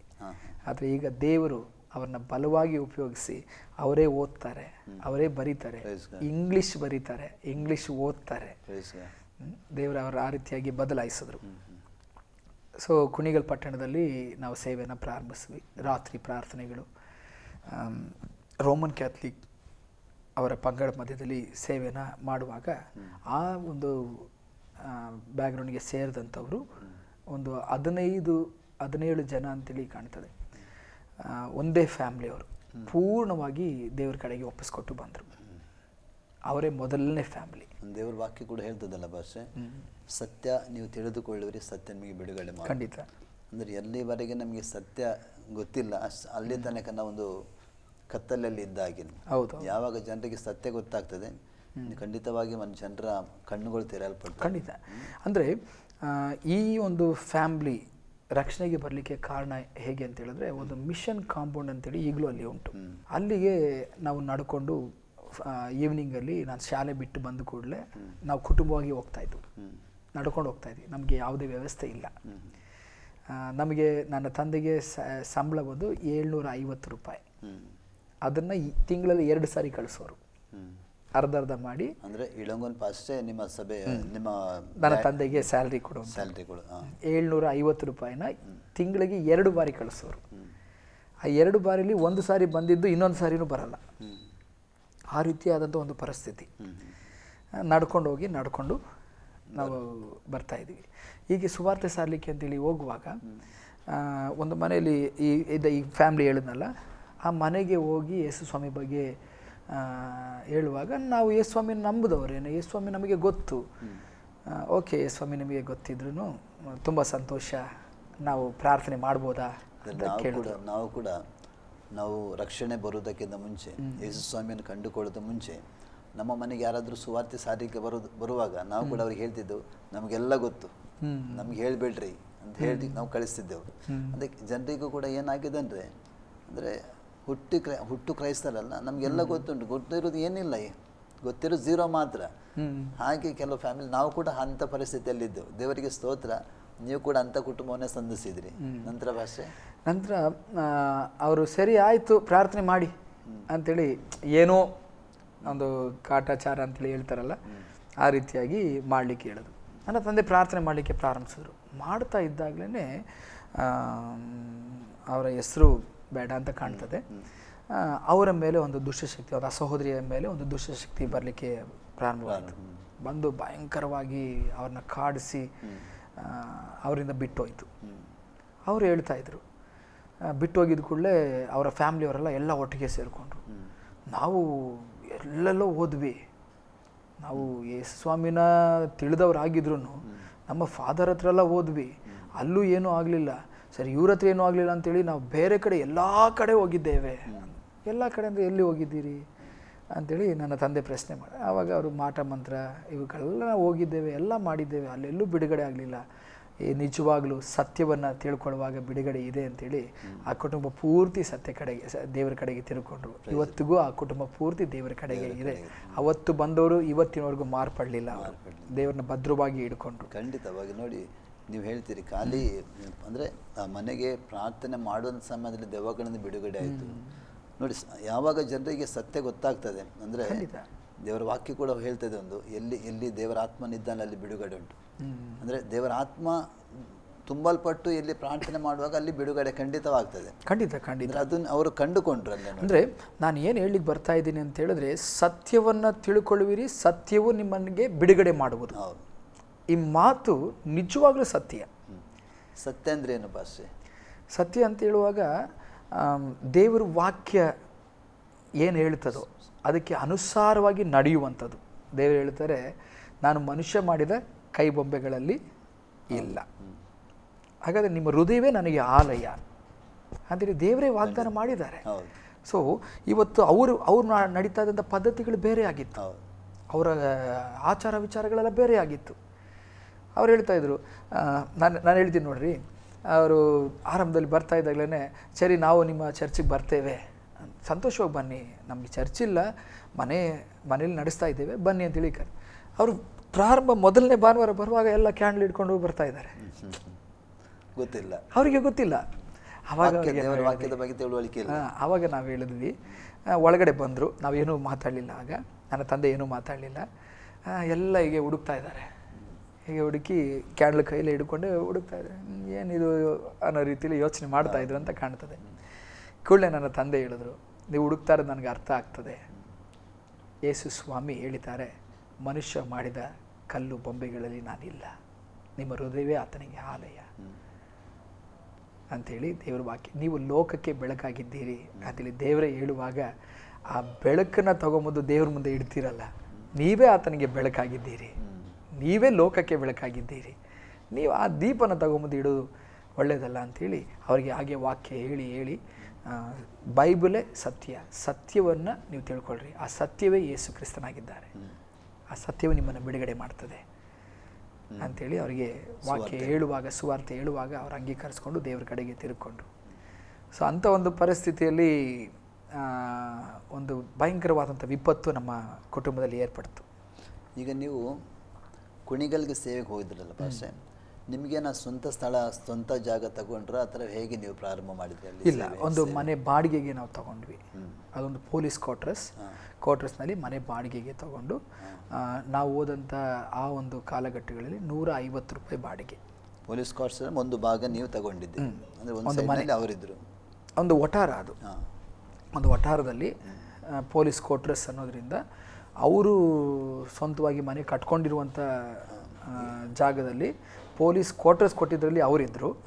ಅವ್ರು ಕಟ್ಕೊಂಡಿದ್ದ ಜಾಗದಲ್ಲಿ ಮನೆ ಬಾಡಿಗೆಗೆ ಬಿಟ್ಟಿದ್ರು. ಅವರ ಜಾಗಗಳಲ್ಲಿ ಇದ್ದದನ್ನು ಮನೆ ನಾವು ಮಾತ್ರ ಅನೇಕರಿದ್ದರು. ಅವರಿಂದ ಏನಾದರೂ ನಿಮಗೆ ಸಮಸ್ಯೆ ಬರ್ತಿಲ್ವಾ? ಇಲ್ಲ, ಪೊಲೀಸ್ ಕ್ವಾರ್ಟರ್ಸ್ ಅನ್ನೋದ್ರಿಂದ ಯಾರೂ ನಮಗೆ ಸಮಸ್ಯೆಗೆ ಬರಲಿಲ್ಲ. ಆರಂಭದಲ್ಲಿ ಅದ್ಭುತಗಳು ಚೆನ್ನಾಗಿ ನಡೀತಾ ಇತ್ತು, ಅವರು ಕಣ್ಣಾರೆ ನೋಡ್ತಾ ಇದ್ರು. ಮತ್ತು ಸೇವೆಯಲ್ಲಿ ಹೇಗೆ ಮುಂದುವರೆಸಿದ್ರೆ ಭಾಷೆ? ಅಲ್ಲಿಂದ ಹಾಗೆ ಮುಂದುವರ್ಕೊಂಡು ನೀವು ಕೇಳಲ್ಪಟ್ಟಿರ್ಬೋದು, ಕರ್ನಾಟಕದಲ್ಲಿ ಮೊಟ್ಟ ಮೊದಲನೇದಾಗಿ ರೋಮನ್ ಕ್ಯಾಥಲಿಕ್ಕಿಂದ ಹೊರಗಡೆ ಬಂದಂಥ ಫಾದರ್ ಬೆರ್ಕ್ಮನ್ಸ್ ಮತ್ತು ಅವರ ಜೊತೆಯಲ್ಲಿ ಕ್ಲೋಸ್ ಫ್ರೆಂಡ್ ಆಗಿದ್ದಂಥ ಕೊಳಂದೆ ಸ್ವಾಮಿ, ಅವರಿಬ್ಬರು ಆರಂಭದಲ್ಲಿ 98ರಲ್ಲಿ ನಮಗೆ ಪರಿಚಯ ಆದರು. ನಾವು ಸೇವೆಗೆ ಬಂದು 3 ವರ್ಷದಲ್ಲಿ ಅಲ್ಲಿ ಸೇವೆ ಮಾಡಿ ಒಂದು 100 ಜನ ಹತ್ತತ್ರ ಬರಲಿಕ್ಕೆ ಪ್ರಾರಂಭ ಆದರು. ನಮ್ಮ ಸಭೆಗೆ ಕುಣಿಗಲ್ ICRM ಸಭೆ ಅಂತೇಳಿ ಅದಕ್ಕೆ ಹೆಸರಿಟ್ಟು. ಆಗ 98ರಲ್ಲಿ ಒಂದು ಸುವಾರ್ಥ ಕೂಟವನ್ನು ನಾವಿಟ್ವಿ. ಆಗ ಫಾದರ್ ಕೊಳಂದೆ ಸ್ವಾಮಿ ಅವ್ರನ್ನ ನಾವು ಬರಮಾಡ್ಕೊಂಡಿದ್ವಿ. 3 ದಿನ ವಿಶೇಷವಾದಂಥ ಕೂಟ. ನಮ್ಮಲ್ಲಿ ಇದ್ದಿದ್ದು 100 ಜನ. ಅದರಲ್ಲಿ ಕೆಲವರು ಬರ್ತಿದ್ರು, ಕೆಲವರು ಹೋಗ್ತಾಯಿದ್ರು. ಇದರಲ್ಲಿ ಇಟ್ಕೊಂಡು ಹೊಸದಾಗಿ ಸುವಾರ್ಥ ಕೂಟ ಇಟ್ಟರೆ ಎಲ್ಲಿ ಜನ ಬರ್ತಾರೆ ಅಂತೇಳಿ ಒಂದು ಭಯನೂ ನಮ್ಮಲ್ಲಿತ್ತು. ಕೂಡಲೇ ನನ್ನ ತಂದೆ ಒಂದು ಆಲೋಚನೆ ಮಾಡಿ ಪಾಂಪ್ಲೆಟ್ಸ್ನ ಹೊಡೆದು ಕರಪತ್ರಗಳನ್ನ ರೆಡಿ ಮಾಡಿ ಗ್ರಾಮಗಳಿಗೆ ನಾವು ಹಂಚಿದ್ವಿ. 3 ದಿನ ಕೂಟದಲ್ಲಿ ಹೆಚ್ಚು ಕಡಿಮೆ ಆ ಟೈಮಲ್ಲಿ 98ನಲ್ಲೇ ಒಂದು 700,000 ಪೀಪಲ್ ಹತ್ತತ್ರ ಸೇರಿದ್ರು. 3ನೇ ದಿನವೂ ತುಂಬ ಹಾಲೆ ಇಡಿಸಿದಷ್ಟು ಜನ ಸೇರಿದ್ರು. ಕಾರಣ ಏನಂದರೆ ಪಾರ್ಶ್ವವಾಯು ರೋಗಿಗಳು, ಕುರುಡರು, ದೆವ್ವ ಹಿಡಿದವರು, ಮಾಟ ಮಂತ್ರದಿಂದ ಕಟ್ಟಲ್ಪಟ್ಟವರು, ಅವರೆಲ್ಲ ಫಾದರ್ ಹಾಡು ಹಾಡುವಾಗ, ಪ್ರಸಂಗ ಮಾಡುವಾಗ, ದೇವ್ರ ವಾಕ್ಯ ಸಾರುವಾಗ ಬಿಡುಗಡೆ ಆಗಲಿಕ್ಕೆ ಪ್ರಾರಂಭಿಸಿದ್ರು. ಆ ಸ್ಪಾಟಲ್ಲಿ ಬಿಡುಗಡೆ ಆಗ್ತಾಯಿತ್ತು. ಅದರಿಂದ ಹಾಗೆ ಸಭೆ ಬೆಳೀಲಿಕ್ಕೆ ಪ್ರಾರಂಭವಾಯಿತು. ಅಲ್ಲ, ದೇವರು ಕೂಡ ಆ ಟೈಮ್ನಲ್ಲಿ, ನಾನು ಇವಾಗ ಗೊತ್ತಿಲ್ಲ, ಅವರು ತುಂಬ ಹೆಸರಿತ್ತು ಕೊಳಂದೆ ಸ್ವಾಮಿ. ಹೌದು ಹೌದು, ದೇವರು ಬಲವಾಗಿ ಅವ್ರ ಸೇವೆಯಲ್ಲಿ ಉಪಯೋಗಿಸ್ತಾ ಮಾಡ್ತಿದ್ದನು. ಈಗಲೂ ಕೂಡ ಸೇವೆಯಲ್ಲಿ ಇದ್ದಾರೆ. ಮತ್ತೆ ಪಾಸ್ಟರ್ ಅವ್ರ ಮೂಲಕ ಹಾಗೆ ನಮಗೆ ಪರಿಚಯ ಆಗಿ 2ನೇ ಅಕ್ಕನಿಗೆ ಮದುವೆಗೆ ಅಂತೇಳಿ ಅವರ ಜೊತೆ ಸೇವಕರನ್ನ ಪರಿಚಯ ಮಾಡಿಕೊಂಡ್ರು. ಮೀಟಿಂಗ್ ಮುಗಿಸಿ 98ರಲ್ಲಿ ಮೀಟಿಂಗ್ ಮುಗಿಸಿ ಹೋಗಿ 2 ದಿನಕ್ಕೆ ಅವರೇ ಜೀಪ್ ತಗೊಂಡು ಮನೆಗೆ ಬಂದರು. ರಹಸ್ಯವಾಗಿ ಬಂದರು ಕೊಳಂದೆ ಸ್ವಾಮಿ. ಬಂದು, ರಾಜು ಪಾಸ್ಟರ್ ಭಾಳ ಸಂತೋಷ, ಕರ್ತನ್ ಬಲವಾಗಿ ನಿಮ್ಮನ್ನು ಈ ಸ್ಥಳದಲ್ಲಿ ಉಪಯೋಗಿಸ್ತಾ ಇದ್ದಾರೆ. ಫಾದರ್, ನೀವು ಮತ್ತೆ ಹುಡ್ಕೊಂಡು ಬಂದಿದ್ದು ನಮಗೆ ತುಂಬ ಆಶ್ಚರ್ಯ ಆಗ್ತಾಯಿದೆ, ಏನು ಹೇಳಿ ಫಾದರ್ ಅಂತೇಳಿ ನಾವು ಕುಟುಂಬವಾಗಿ ತುಂಬ, ನಾನೆಲ್ಲ ಅಂಕಲ್ ಅಂತೇಳಿ ತುಂಬ ಅಂದ್ಕೊಂಡಿದ್ದೆ. ಅವ್ರು ರಕ್ಷಣೆ ಹೊಂದಿದ್ರಲ್ಲ ಕೊಳಂದೆ ಸ್ವಾಮಿ ಅವರು? ಹೌದೌದು. ಚರ್ಚ್ ಅವರು ಎಲ್ಲಿ ಚರ್ಚ್ ಇತ್ತು ಅವರದ್ದು? ಕೊಳ್ಳೇಗಾಲದಲ್ಲಿ. ಇವತ್ತು ವಿನ್ಸೆಂಟ್ ಅಮಲ್ರಾಜ್ ಅಂತೇಳಿ, ವಿಲ್ಲಿ ಅಂತೇಳಿ ನಾವು ಕರೀತೇವೆ, ವಿಲ್ಲಿ ಪಾಸ್ಟರ್. ಅವರ ಆ ಸಭೆನೇ ಕೊಳಂದೆ ಸ್ವಾಮಿ ಪ್ರಾರಂಭಿಸಿದ್ದು. ಅವರ ಜೊತೆಯಾಗಿ ಸೇವೆ ಮಾಡ್ತಾ ಇದ್ದಿದ್ದೆ ನನ್ನ ಭಾವ ಅಮಲ್ರಾಜ್ ಅಂತೇಳಿ. ಆವಾಗ ವಿಲ್ಲಿ ಅವರು ಬಂದು ಜಸ್ಟ್ ಬಿಲೀವರ್ ಆಗಿದ್ರು ಆ ಸಭೆಯಲ್ಲಿ. ಇವಾಗ ಪಾಸ್ಟ್ ಆಗಿದ್ದಾರೆ. ಸೊ ಅದು ದೊಡ್ಡ ಸಭೆ. ಮತ್ತು ಇವರು ಕೊಳಂದೆ ಸ್ವಾಮಿ ಪಾಸ್ಟರ್ ರಾತ್ರಿಗೆ ಬಂದು ಅವರು ನಿಮ್ಮ ಮಗಳನ್ನ ನನ್ನ ಜೊತೆ ಸೇವಕರಿಗೆ ಕೊಡ್ತೀರಾ ಅಂತೇಳಿ ಕೇಳಿದ್ರು. ಒಳ್ಳೆ ಹುಡುಗ, ಒಳ್ಳೆ ಸೇವೆ ಮಾಡ್ತಾ ಇದ್ದಾರೆ ಅಂಥೇಳಿ ಕೇಳಿದ್ರು. ಓಕೆ ಫಾದರ್, ನೀವು ಕೇಳಿದ್ಮೇಲೆ ಇಲ್ಲ ಅಂತ ಹೇಳಲಿಕ್ಕೆ ಆಗ್ತದ ಅಂಥೇಳಿ ಕೂಡಲೇ ಎಲ್ಲ ಮಾತಾಡಿ ಮದುವೆಗೆ ಫಿಕ್ಸ್ ಮಾಡಿ ಮದುವೆ ಮಾಡಿ ಅವ್ರನ್ನ ಕಳಿಸಿದ್ರು. 2ನೇ ಅಕ್ಕನೂ ಮದುವೆ ಮಾಡಿ ಕಳಿಸಿದ್ವಿ. ದೇವರು ಅದ್ಭುತ ಮಾಡಿದ,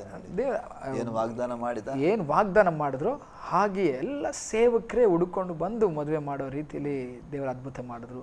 ಯಾವುದೇ ವರದಕ್ಷಿಣೆ ಆಗಲಿ, ಹಣ ಆಗಲಿ, ಮನೆ ಆಗಲಿ, ನಾವು ಅವ್ರಿಗೆ ಇಷ್ಟವಾದದ್ದಾಗಲಿ ಏನೂ ಕೇಳಲಿಲ್ಲ. ಅಷ್ಟು ಆಶ್ಚರ್ಯವಾಗಿ ದೇವರು ವಿವಾಹ ಮಾಡಲಿಕ್ಕೆ ಸಹಾಯ ಮಾಡಿದ್ರು. ವಾಕ್ಯ ಹೇಳ್ತದಲ್ಲ, ಮೊದಲು ದೇವರ ರಾಜ್ಯಕ್ಕಾಗಿ ನೀತಿಗಾಗಿ ತಗೋಬೇಡಿರಿ, ಖಂಡಿತ ಅವುಗಳೊಂದಿಗೆ ನಿಮಗೇನಾದ್ರು ಬೇಕಾದರೂ ಖಂಡಿತ ಖಂಡಿತ ಕೊಡಲ್ಪಡ್ತದೆ ವಾಕ್ಯ. ಖಂಡಿತ ಖಂಡಿತವಾಗಿ ಖಂಡಿತವಾಗ್ಲೂ. ಆ ಒಂದು ಪರಿಸ್ಥಿತಿಯಲ್ಲಿ ನನ್ನ ಅಕ್ಕ ಮದುವೆಯಾಗಿ ಹೋದರು. ಸೊ ಅದೇ ಸಿಚುವೇಶನ್ ನಮ್ಮನ್ನು ಒಂದು ಸೇವೆಯಲ್ಲಿ ನಡೆಯುವಾಗ ನಾನು ಈಗಾಗಲೇ ಹೇಳಿದೆ, ಒಂದು ಆಪತ್ತು ನಮ್ಮ ಕುಟುಂಬದಲ್ಲಿ ನಡೆದೋಯ್ತು ಅಂಥೇಳಿ.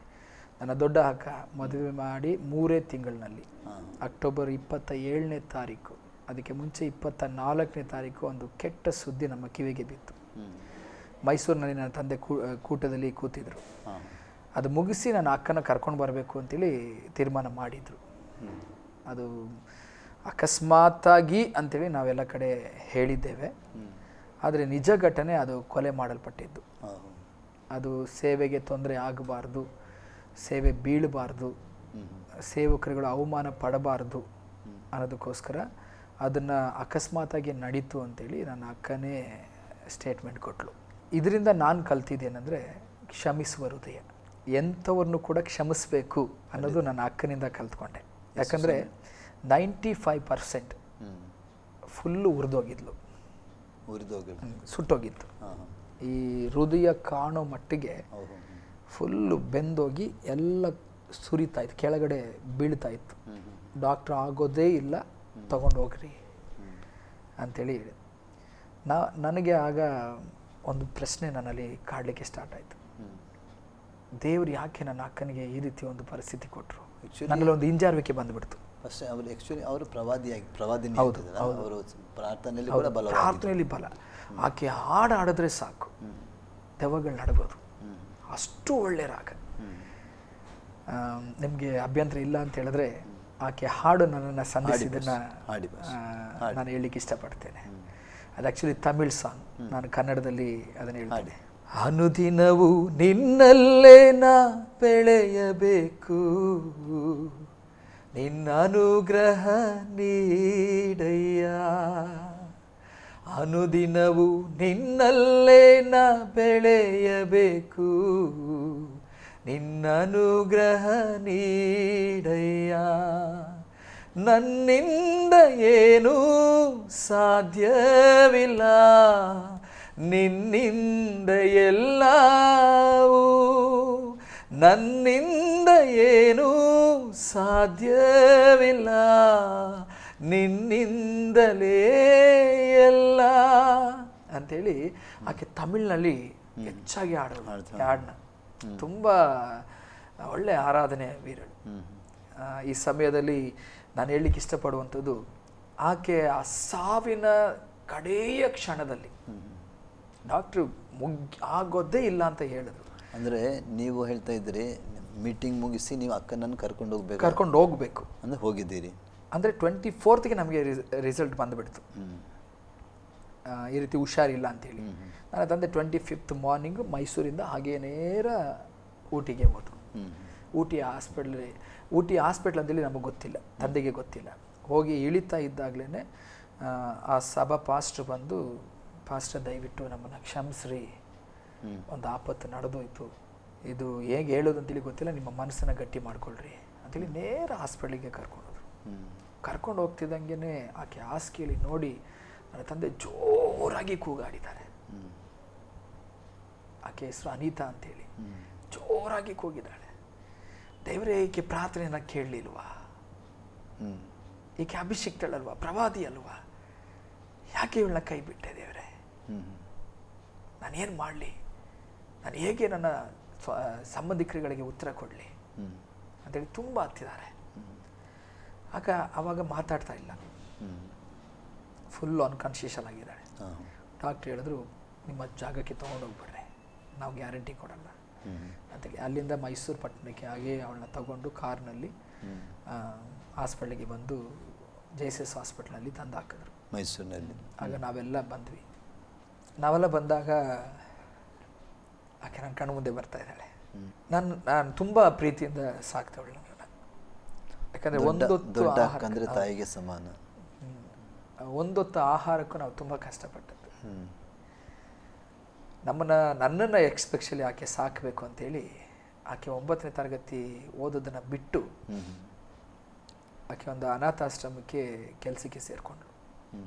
ಅವ್ರು ಕೊಟ್ಟಿದ್ದು ಗೆಣಸು, ಮರಗೆಣಸನ್ನ ತೊಗೊಂಡು ಬರೋಳು. ಬೆಳಗ್ಗೆಯಿಂದ ಸಂಜೆ ತನಕ ನಮಗೆ ಊಟ ಇರ್ತಿರ್ಲಿಲ್ಲ. ತೊಗೊಂಡು ಬಂದು ಅದನ್ನು ಬೇಯಿಸಿ ನಮಗೆ ಊಟಕ್ಕೆ ಕೊಡೋಳು. ಎಕ್ಸ್ಪೆಷಲಿ ನನಗೆ ಕೊಡೋಳು. ತುಂಬ ಚೆನ್ನಾಗಿರಬೇಕು ಅಂತೇಳಿ. ಆಕೆಯ ಪ್ರಾರ್ಥನೆ, ಆಕೆಯ ಅಭಿಷೇಕನೇ ನನ್ನನ್ನು ನಡೆಸಲಿಕ್ಕೆ ಸ್ಟಾರ್ಟ್ ಆಯಿತು. ಮೊದಲನೇದಾಗಿ ಆಕೆಯಿಂದ ನಾನು ಸ್ತುತಿಸಲಿಕ್ಕೆ ಕಲ್ತ್ಕೊಂಡೆ. ಎಲ್ಲದಕ್ಕೂ ಕೂತ್ಕೊಂಡು ಸ್ತೋತ್ರ ಹೇಳ್ಕೊಡೋಳು. ಒಂದು ಚೊಂಬು ನೀರು ತೊಗೊಂಡು, ಒಂದು ತಂಬಿಗೆ ನೀರು ತೊಗೊಂಡು, ದೇವರೇ ನಮ್ಗೆ ಕೊಟ್ಟಂಥ ಯಾರಿಗಾಗಿ ಸ್ತೋತ್ರ ಹೇಳ್ರಿ ಅಂತ ಹೇಳ್ಕೊಡೋಳು.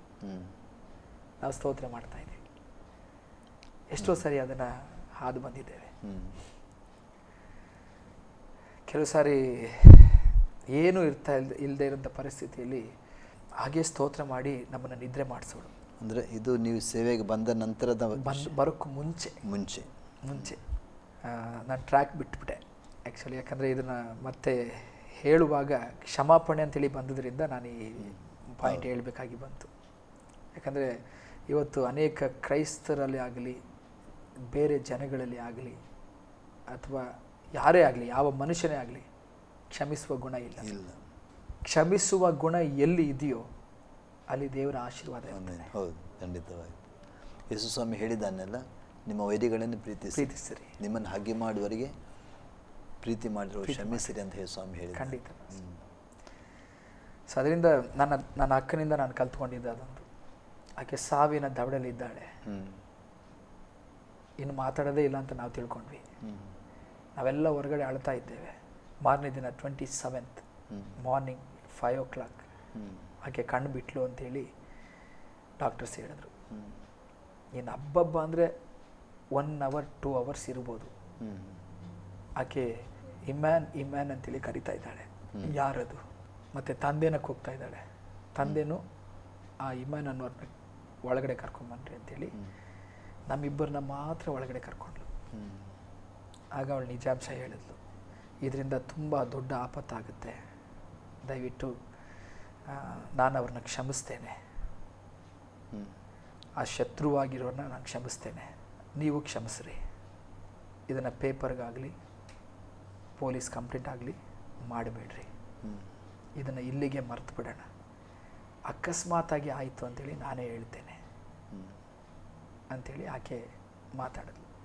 ನನ್ನ ತಂದೆ ಹತ್ರ ಹೇಳಿದ್ಲು. ನಂತರ ನನ್ನ ಹತ್ರ ನೋಡಿ, ಮಗು ನಾನು ಹೋಗ್ತಾ ಇದ್ದೇನೆ, ನಿನ್ನನ್ನು ಬಲವಾದ ಸೇವಕನಾಗಿ ನೋಡಬೇಕು, ನಿನ್ನ ಜೀವಿತದಲ್ಲಿ ಹಾಡನ್ನು ಮರಿಬೇಡ ಅಂಥೇಳಿ ಹಾಗೆ ಕಣ್ಣು ಮುಚ್ಕೊಂಡ್ರು. ಸೊ ಆಕೆ ಕ್ಷಮಿಸುವಂಥ ಗುಣ ನನ್ನ ಬದಲಾಯಿಸ್ತು. ಅದನ್ನು ನನ್ನ ಮನಸ್ಸಿನಲ್ಲಿ ಹಾಗೆ ಇಟ್ಕೊಂಡೆ. ಆಗ ನನಗೆ 16 ವರ್ಷ. ಅಕ್ಕ ತೀರಿ ಹೋದಾಗ 16 ವರ್ಷ. ನಾವು ಅಕ್ಕನ ಮಣ್ಣು ಮಾಡಿ ನನ್ನ ಸಂಬಂಧಿಕರೆಲ್ಲ ಕತ್ತಿ ಹಿಡ್ಕೊಂಡು ನಮ್ಮನ್ನು ಕೊಲೆ ಮಾಡಬೇಕು, ಯಾತಕ್ಕಾಗಿ ಈ ರೀತಿ ಒಂದು ಮಗಳನ್ನ ಸಾಯಿಸ್ಬಿಟ್ರಲ್ಲ, ಯಾರು ಸಾಯಿಸಿದ್ದು, ಯಾರದು ಕೊಲೆ ಮಾಡಿದ್ದು ನಮಗೆ ಗೊತ್ತಾಗಬೇಕು.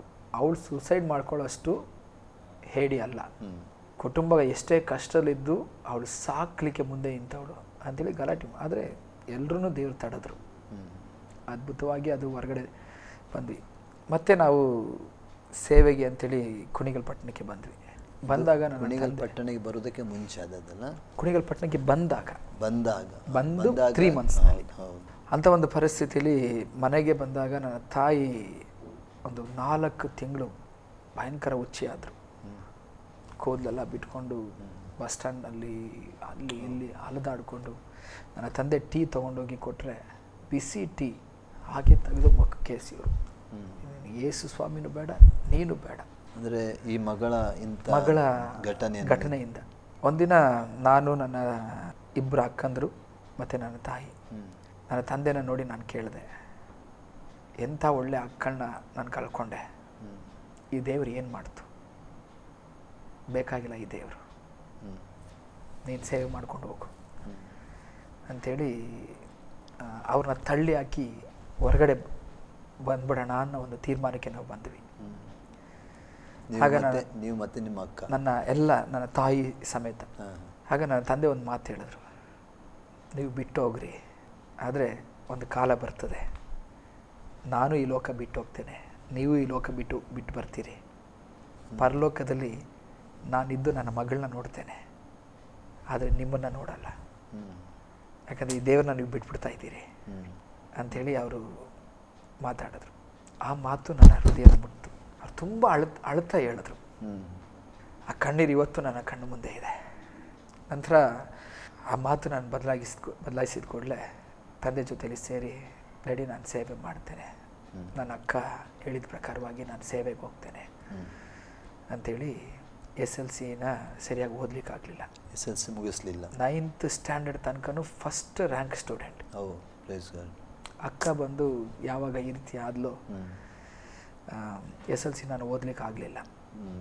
ವಿದ್ಯಾಭ್ಯಾಸ ಮುಂದುವರಿಸಲಿಕ್ಕೆ ಆಗಿಲ್ಲ. 3 ಸಬ್ಜೆಕ್ಟು ಹೋಯ್ತು. ಮತ್ತೆ ಕಷ್ಟಪಟ್ಟು ಕಟ್ಟಿದೆ, 2 ಪಾಸ್ ಮಾಡಿದೆ, 1 ಪಾಸ್ ಮಾಡಲಿಕ್ಕಾಗಲಿಲ್ಲ. ಓಕೆ, ಬೇಡ, ಇನ್ನು ನಾನು ಓದಲ್ಲ ಅಂಥೇಳಿ ಪೇಂಟಿಂಗ್ ಕೆಲಸ ಮಾಡಲಿಕ್ಕೆ, ಡ್ರಾಯಿಂಗ್ ತುಂಬ ಚೆನ್ನಾಗಿ ಬರೀತಾ ಇದ್ದೆ. ಸೈನ್ ಬೋರ್ಡ್ಸ್ ಬರೆಯೋದು, ಆ ಕೆಲಸಕ್ಕೆ ಸೇರಿಕೊಂಡು ಆರ್ಟಿಸ್ಟ್ ಆಗಿ ಕೆಲಸಕ್ಕೆ ಸೇರಿಕೊಂಡು ಕೆಲಸ ಮಾಡೋಣ ಅಂಥೇಳಿ ತೀರ್ಮಾನ ಮಾಡಿದೆ. ಆ ಬೋರ್ಡ್ ಬರೆಯುವಾಗಲೇ ನಾನು ಯೋಚನೆ ಮಾಡ್ತಾ ಇದ್ದೆ, ಯಾವಾಗಲೂ ಅನುದಿನವೂ ನಿನ್ನಲ್ಲೇ ನಾನು ಬೆಳಿಬೇಕು ಅಂತ ಹೇಳಿ ಅದು ನನ್ನ ಹೃದಯನ ಕಾಡ್ತಾನೇ ಇತ್ತು. ಅಕ್ಕನ ಹಾಡು ಕಾಡ್ತಾನೇ ಇತ್ತು. ಆವಾಗ ನನಗೆ ಹಾಡಲಿಕ್ಕೆ ಬರ್ತಾ ಇರಲಿಲ್ಲ. ಅದು ಸಾಧ್ಯವಾದರೆ ನನ್ನ ಹಾಡು ಅನ್ನೋದರಲ್ಲಿ ನಾನು ಹೇಳ್ತೇನೆ, ಹೇಗೆ ದೇವರು ನನ್ನನ್ನು ಬದಲಾಯಿಸಿದ್ರು ಅನ್ನೋದ್ರಲ್ಲಿ ನಾನು ಹೇಳ್ತೇನೆ. ಆಗ ನನ್ನ ತಂದೆ ಒಂದು ತೀರ್ಮಾನ ಮಾಡಿದರು. ಒಂದು ದಿನ ಕೆಲಸ ಮುಗಿಸ್ಕೊಂಡು, ಅಂದರೆ ದಿನಕ್ಕೆ 20 ರೂಪಾಯಿ ಕೊಡ್ತಾ ಇದ್ದ ಓನರ್. ಯಾವ ಕೆಲಸದಲ್ಲಿ? ಪೇಂಟಿಂಗ್ ಕೆಲಸ. ನಿಮಗೆ? ಅದನ್ನು ಈಸ್ಕೊಂಡು ಮನೆಗೆ ಬರುವಾಗ ನನ್ನ ತಂದೆ ಒಂದು ಅಪ್ಲಿಕೇಶನ್ ಕೈಲಿ ಹಿಡ್ಕೊಂಡು ಕಾಯ್ತಾಯಿದ್ರು. ಮಗನೇ, ಅಕ್ಕನೂ SLC ಓದಿ, 3ನೇ ಅಕ್ಕ SLC ಓದಿ ಸುಮ್ಮನೆ ಇದ್ದಾಳೆ ಮನೇಲಿ, ನೀವಿಬ್ಬರು ಮಂಗಳೂರಿಗೆ ಬೈಬಲ್ ಕಾಲೇಜ್ಗೆ ಹೋಗ್ರಿ, ನಾನಂತೂ ಕಲೀಲಿಲ್ಲ, ನೀವು ಕಲಿತೀರಾ, ಸೇವೆ ಮಾಡ್ತೀರಾ ಅಂಥೇಳಿ ಕೇಳೋದು. ಸರಿ ಡ್ಯಾಡಿ, ಓಕೆ ಅಂಥೇಳಿ ನಾನು ಏನೂ ತಿರುವು ಮಾತಾಡಲಿಲ್ಲ. ನಾನು ಅಕ್ಕ ಇಬ್ಬರು ಹೋಗ್ತೀವಿ ಅಂತೇಳಿ ಕೂಡಲೇ ತೀರ್ಮಾನ ಮಾಡಿ ಮಂಗಳೂರು ಎಡಪದು ಅನ್ನೋ ಜಾಗದಲ್ಲಿ ಗಾಸ್ಪಲ್ ಫಾರ್ ಏಷ್ಯಾ, ಅಲ್ಲಿ ನಾವು ಬೈಬಲ್ ಕಾಲೇಜ್ಗೆ ಅಂತೇಳಿ ಬಂದ್ವಿ. ಸೊ ಅಲ್ಲಿಂದ ನಾನು ಸೇವೆಯ ಹಾದಿನ ಹಿಡಿದೆ. ಆವಾಗ ನಿಮಗೆ ಪ್ರಾಯ 19 ವರ್ಷ. 19 ವರ್ಷದಲ್ಲಿ ನೀವು ಬೈಬಲ್ ಕಾಲೇಜ್ಗೆ ನಂತರ ಬೈಬಲ್ ಕಾಲೇಜ್ಗೆ ಬಂದು 2 ವರ್ಷ ಬೈಬಲ್ ಕಾಲೇಜಲ್ಲಿ ಕಲಿತೆ. ನೀವು ಮತ್ತು ನಿಮ್ಮ ಅಕ್ಕ? ನಾನು ಮತ್ತು ನನ್ನ ಅಕ್ಕ ಇಬ್ಬರು ಬೈಬಲ್ ಕಾಲೇಜಲ್ಲಿ ಕಲಿತೆ. ಬೈಬಲ್ ಕಾಲೇಜಲ್ಲಿ ಓದುವಾಗ ನನಗೆ ಹಾಡೋದಂದರೆ ತುಂಬ ಇಷ್ಟ, ಚಿಕ್ಕದ್ರಿಂದನೂ ಇಷ್ಟ. ಯಾಕಂದರೆ ನನ್ನ ಅಕ್ಕ ಹಾದು ಬಂದಂಥ ಹಾದಿ, ಆಕೆ ಹಾಡೋದನ್ನೆಲ್ಲ ನಾನು ಕೇಳಿಸ್ಕೊಂಡೇ ಕೂರ್ತಾ ಇದ್ದೆ. ಕೈ ಕೊಟ್ಕೊಂಡು ಕೇಳೋದು ಅಂತೇಳಿ ಕೇಳಿ ಹಾಡಲಿಕ್ಕೆ ಪ್ರಾರಂಭಿಸ್ತಾ ಇದ್ದೆ. ಸೊ ಹಾಡುವಾಗ ಎಷ್ಟೋ ಜನ ರೇಗಿಸೋರು, ನನ್ನ ಮನೆಯವರೇ ರೇಗಿಸೋರು, ಆದರೆ ನನ್ನ ಅಕ್ಕ ರೇಗಿಸ್ತಾ ಇರಲಿಲ್ಲ.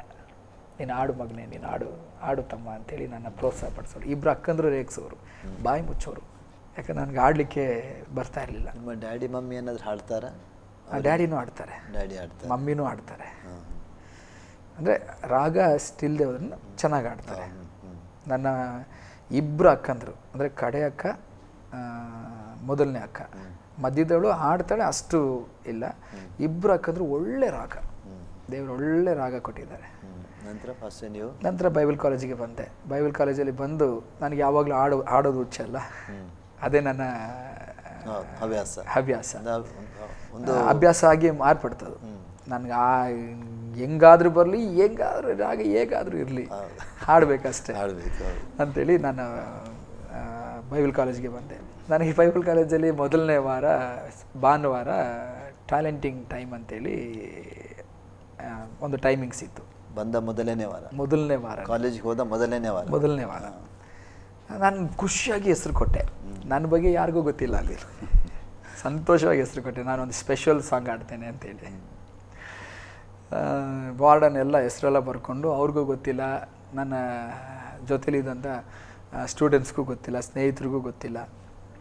ಓಕೆ, ಈಗ ಆಡುವಂಥ ಸಮಯ ಎಲ್ಲ ಸ್ಟಾರ್ಟ್ ಆಯಿತು, ಪ್ರೋಗ್ರಾಮ್ ಸ್ಟಾರ್ಟ್ ಆಯಿತು. ಇಮ್ಯಾನ್ಯುಯಲ್ ಬಂದು ಒಂದು ಸ್ಪೆಷಲ್ ಸಾಂಗ್ ಆಡ್ತಾರೆ ಅಂತೇಳಿ ಮೈಕ್ ಕೈ ಕೊಟ್ಟರು. ಅಂದರೆ ನಿಮ್ಮ ಕಾಲೇಜ್ ಕ್ಯಾಂಪಸ್ನಲ್ಲಿ ನೀವು ಸ್ಟೂಡೆಂಟ್ಗಳು ಮಾತ್ರ? ಹೌದು, 300 ಪೀಪಲ್. ನಾವು ಓದ್ತಾ ಇದ್ದಾಗ 300 ಜನ ಇದ್ರು ಸ್ಟೂಡೆಂಟ್ಸ್, ಲೇಡೀಸ್ ಆ್ಯಂಡ್ ಜೆಂಟ್ಸ್ ಇಬ್ಬರು ಸೇರಿ. ದೊಡ್ಡ ಚಾಪಲ್, ದೊಡ್ಡ ಚರ್ಚ್ ಅದು. ಅಲ್ಲಿ ಪ್ರೋಗ್ರಾಮ್ ನಡೆಯುತ್ತೆ. ಅಂದರೆ just talenting time, evening enjoy time ಅಂತೇಳಿ ಬಿಡ್ತಾರೆ. ನಾನು ಸಂಡೇ ಮೈಕ್ ಕೈ ಕೊಟ್ಟಿದ್ಕೊಳ್ಳೆ ತುಂಬ ಖುಷಿ. ಯಾಕಂದರೆ ಚರ್ಚಲ್ಲಿ ಮೈಕ್ ಹಿಡ್ಕೊಂಡು ನೋಡಿದ್ದೇನೆ ಪರಿಚಯ. ನನ್ನ ಕೈಯಲ್ಲಿ ಮೈಕ್ ಕೊಡ್ತಾ ಇರಲಿಲ್ಲ. ನಿಮ್ಮ ಚರ್ಚ್ನಲ್ಲಿ ನೀವು ಹಾಡ್ತಿದ್ರಿ? ಇಲ್ಲ, ನಾನು ಹಾಡ್ತಾ ಇರಲಿಲ್ಲ, ಹಾಡಕ್ಕೆ ಬಿಡ್ತಾ ಇರಲಿಲ್ಲ. ಮತ್ತು ನಿಮ್ಮ ಚರ್ಚನ್ನು ಯಾರು ವರ್ಷಕ್ಕೆ ಮಾಡ್ತಿದ್ರು? ಅಕ್ಕಂದ್ರು ಡ್ಯಾಡಿ ಮಾಡ್ತಾ ಇದ್ರು. ನೀವು ಹೋಗ್ತಿರ್ಲಿಲ್ಲ? ಬಿಡ್ತಾ ಇರಲಿಲ್ಲ. ನೀವೇನಾದರೂ ಬೇರೆ ಏನಿಲ್ಲ, ಇದು ಬರ್ತದೆ, ಜ್ಯುವೆಲ್ರಿ ಬರ್ತದೆ, ಅದನ್ನು ಬಾರಿಸೋದು, ಇಲ್ಲ ಕೈ ತಟ್ಟೋದು, ಆ ರೀತಿ ಇತ್ತು. ನಂತರ ಮೈಕ್ ಹಿಡ್ಕೊಂಡು ಆಡಲಿಕ್ಕೆ ಸ್ಟಾರ್ಟ್ ಮಾಡಿದಂಗೆ ಸಡನ್ನಾಗಿ ವಾರ್ಡನ್ ಬಂದು ಮೈಕ್ ಇಟ್ಕೊಂಡ್ರು. ನೀನು ಹಾಗೆ ಆಡಪ್ಪ, ಬೇಡ, ಕಾಂಗೋ ಬಾರಿಸೋನು, ನೀನು ಆಡೋದಕ್ಕೆ ನಾನು ಬಾರಿಸ್ಲಿಕ್ಕಾಗಲ್ಲ, ಹೋಗಪ್ಪ ನೀನು ಆಡ್ಕೊ ಹೋಗು ಅಂತೇಳಿ. ಸರಿ, ನೀನು ಬಾರಿಸಿದ್ರೆ ಬಾರಿಸು, ಮೈಕ್ ಕೊಡ್ರಿ, ಬಿಟ್ರೆ ಬಿಡ್ರಿ ಅಂತೇಳಿ ನಾನು ಆಡಿ ಮುಗಿಸೋ ತನಕ ಇಳಿಲ್ಲ ಕೆಳಗೆ. ಕಡೆಗೆ ಆಡಿ ಮುಗಿಸಿ ಕೆಳಗಡೆ ಇಳಿದು ಬಂದೆ. ಯಪ್ಪ ನೀನು ಹಿಂಗೆ ಆಡ್ತೀಯ ಅಂತೇಳಿ ಗೊತ್ತಿಲ್ಲಪ್ಪ ಅಂತೇಳಿ ಎಲ್ಲ ತುಂಬ ಇದು ಮಾಡೋದು. ನಂತರ ಓಕೆ ಅಂತೇಳಿ ನೆಕ್ಸ್ಟ್ ಸಂಡೇನೂ ಅದೇ ಪ್ರೋಗ್ರಾಮ್. Every Sunday program. ನಾನೇ ಫಸ್ಟ್ ಹೆಸರು ಕೊಟ್ಟೆ. ವಾರ್ಡನ್ ನೋಡಿದ್ರೆ ವಾರ ಬೇರೆಯವ್ರು ಕೊಡಲ್ಲ, ಕೊಟ್ಟವ್ರಿಗೆ ಕೊಡಲ್ಲ ಅಂಥೇಳಿ ಇದು ಮಾಡಿ. ಸರ್ ಯಾರೂ ಕೊಟ್ಟಿಲ್ಲ ಸರ್, ನಾನು ಕೊಡ್ತೀನಿ, ನನ್ನ ಹೆಸರು ಬರ್ಕೊಳ್ಳಿ, ನಾನು ಆಡಬೇಕು. ಆಯಿತು ಹೋಗು ಅಂಥೇಳಿ ಬರ್ಕೊಂಡ್ರು. ಇವಾಗ ಕೂಗ್ತಾರೆ, ಇವಾಗ ನನ್ನ ಹೆಸರು ಕೂಗ್ತಾರೆ ಅಂತೇಳಿ ಕಾದು ಪ್ರೋಗ್ರಾಮೇ ಮುಗಿದಿತ್ತು, ಕೊಡಲಿಲ್ಲ. ಥರ್ಡ್ ವೀಕ್ ಹೇಗೇನು ಹೆಸರು ಕೊಟ್ಟೆ. ನೀವೇನಾದರೂ ಪ್ರಾಕ್ಟೀಸ್ ಮಾಡ್ತಿದ್ರೆ ಅಲ್ಲಿ? ಸುಮ್ಮನೆ ಆಡ್ತಾ ಇದ್ದಲ್ಲ. ನೀವು ಈಗ ಸಂಡೇ ನಿಮಗೆ ಹಾಡಲಿಕ್ಕೆ ಕೊಟ್ಟರಲ್ಲ, ನೀವು ಹೀಗೆ ನೀವು ಪ್ರೇಯರಲ್ಲೆಲ್ಲ ಹಾಡ್ತಿದ್ರ ಅಲ್ಲಿ ನಿಮ್ಮ ಸ್ಟೂಡೆಂಟ್ ಒಟ್ಟಿಗೆ ಕೂಡ? ಅಂದರೆ ಸ್ಟೂಡೆಂಟ್ ಜೊತೆಗೆ ಆಡ್ತಾ ಇರಲಿಲ್ಲ. ನಾನು ಎಲ್ಲಿ ಕೆಲಸಕ್ಕೆ ಹೋದ್ರೂ, ಏನೇ ಮಾಡಿದ್ರು, ಊಟಕ್ಕೆ ಲೈನಲ್ಲಿ 300 ಜನ ನಿಲ್ಲಬೇಕಲ್ಲ. ಹೆಚ್ಚು ಕಡಿಮೆ 150 ಜನ, 170 ಜನ ಅನ್ಸುತ್ತೆ ಮೇ ಬಿ ಜೆಂಟ್ಸ್. ಅವ್ರು ಲೈನಲ್ಲಿ ನಿಲ್ಬೇಕಲ್ಲ. ಒಂದು ಮುಂದೆ ನಿಲ್ತಿದ್ದೆ, ಫ್ರಂಟಲ್ಲಿ ತಟ್ಟೆ ಎತ್ಕೊಂಡು ನಿಲ್ತಿದ್ದೆ, ಇಲ್ಲಾಂದರೆ ಹಿಂದೆ ನಿಲ್ತಿದ್ದೆ. ಫ್ರಂಟಲ್ಲಿ ತಟ್ಟೆ ಇಟ್ಕೊಂಡು ನಿಂತರೆ ಊಟ ತಂದು ಬಿಸಿ ಆರೋ ತನಕ ಟೇಬಲ್ ಬಡ್ಕೊಂಡು ಆಡೋದು. ಹಿಂದೆ ನಿಂತರೆ ತಟ್ಟೆ ಬಾರಿಸ್ಕೊಂಡು ಆಡೋದು. ವಾರ್ಡನ್ನು ಇಡೀ ಇದರಲ್ಲಿ ಕಂಪ್ಲೇಂಟ್ ಅಂದರೆ 2 ಇಯರ್ಸಲ್ಲಿ ನನ್ನ ಕಂಪ್ಲೇಂಟು, ಇವನು ಯಾವಾಗಲೂ ಆಡ್ತಾ ಇರ್ತಾನೆ, ಇವನು ಸುಮ್ಮನೆ ಇರಲ್ಲ, ಹೇಳಿದ ಮಾತು ಕೇಳಲ್ಲ. ಇದೇ ಒಂದು ಕಂಪ್ಲೇಂಟ್ ನನ್ನ ಮೇಲಿತ್ತು.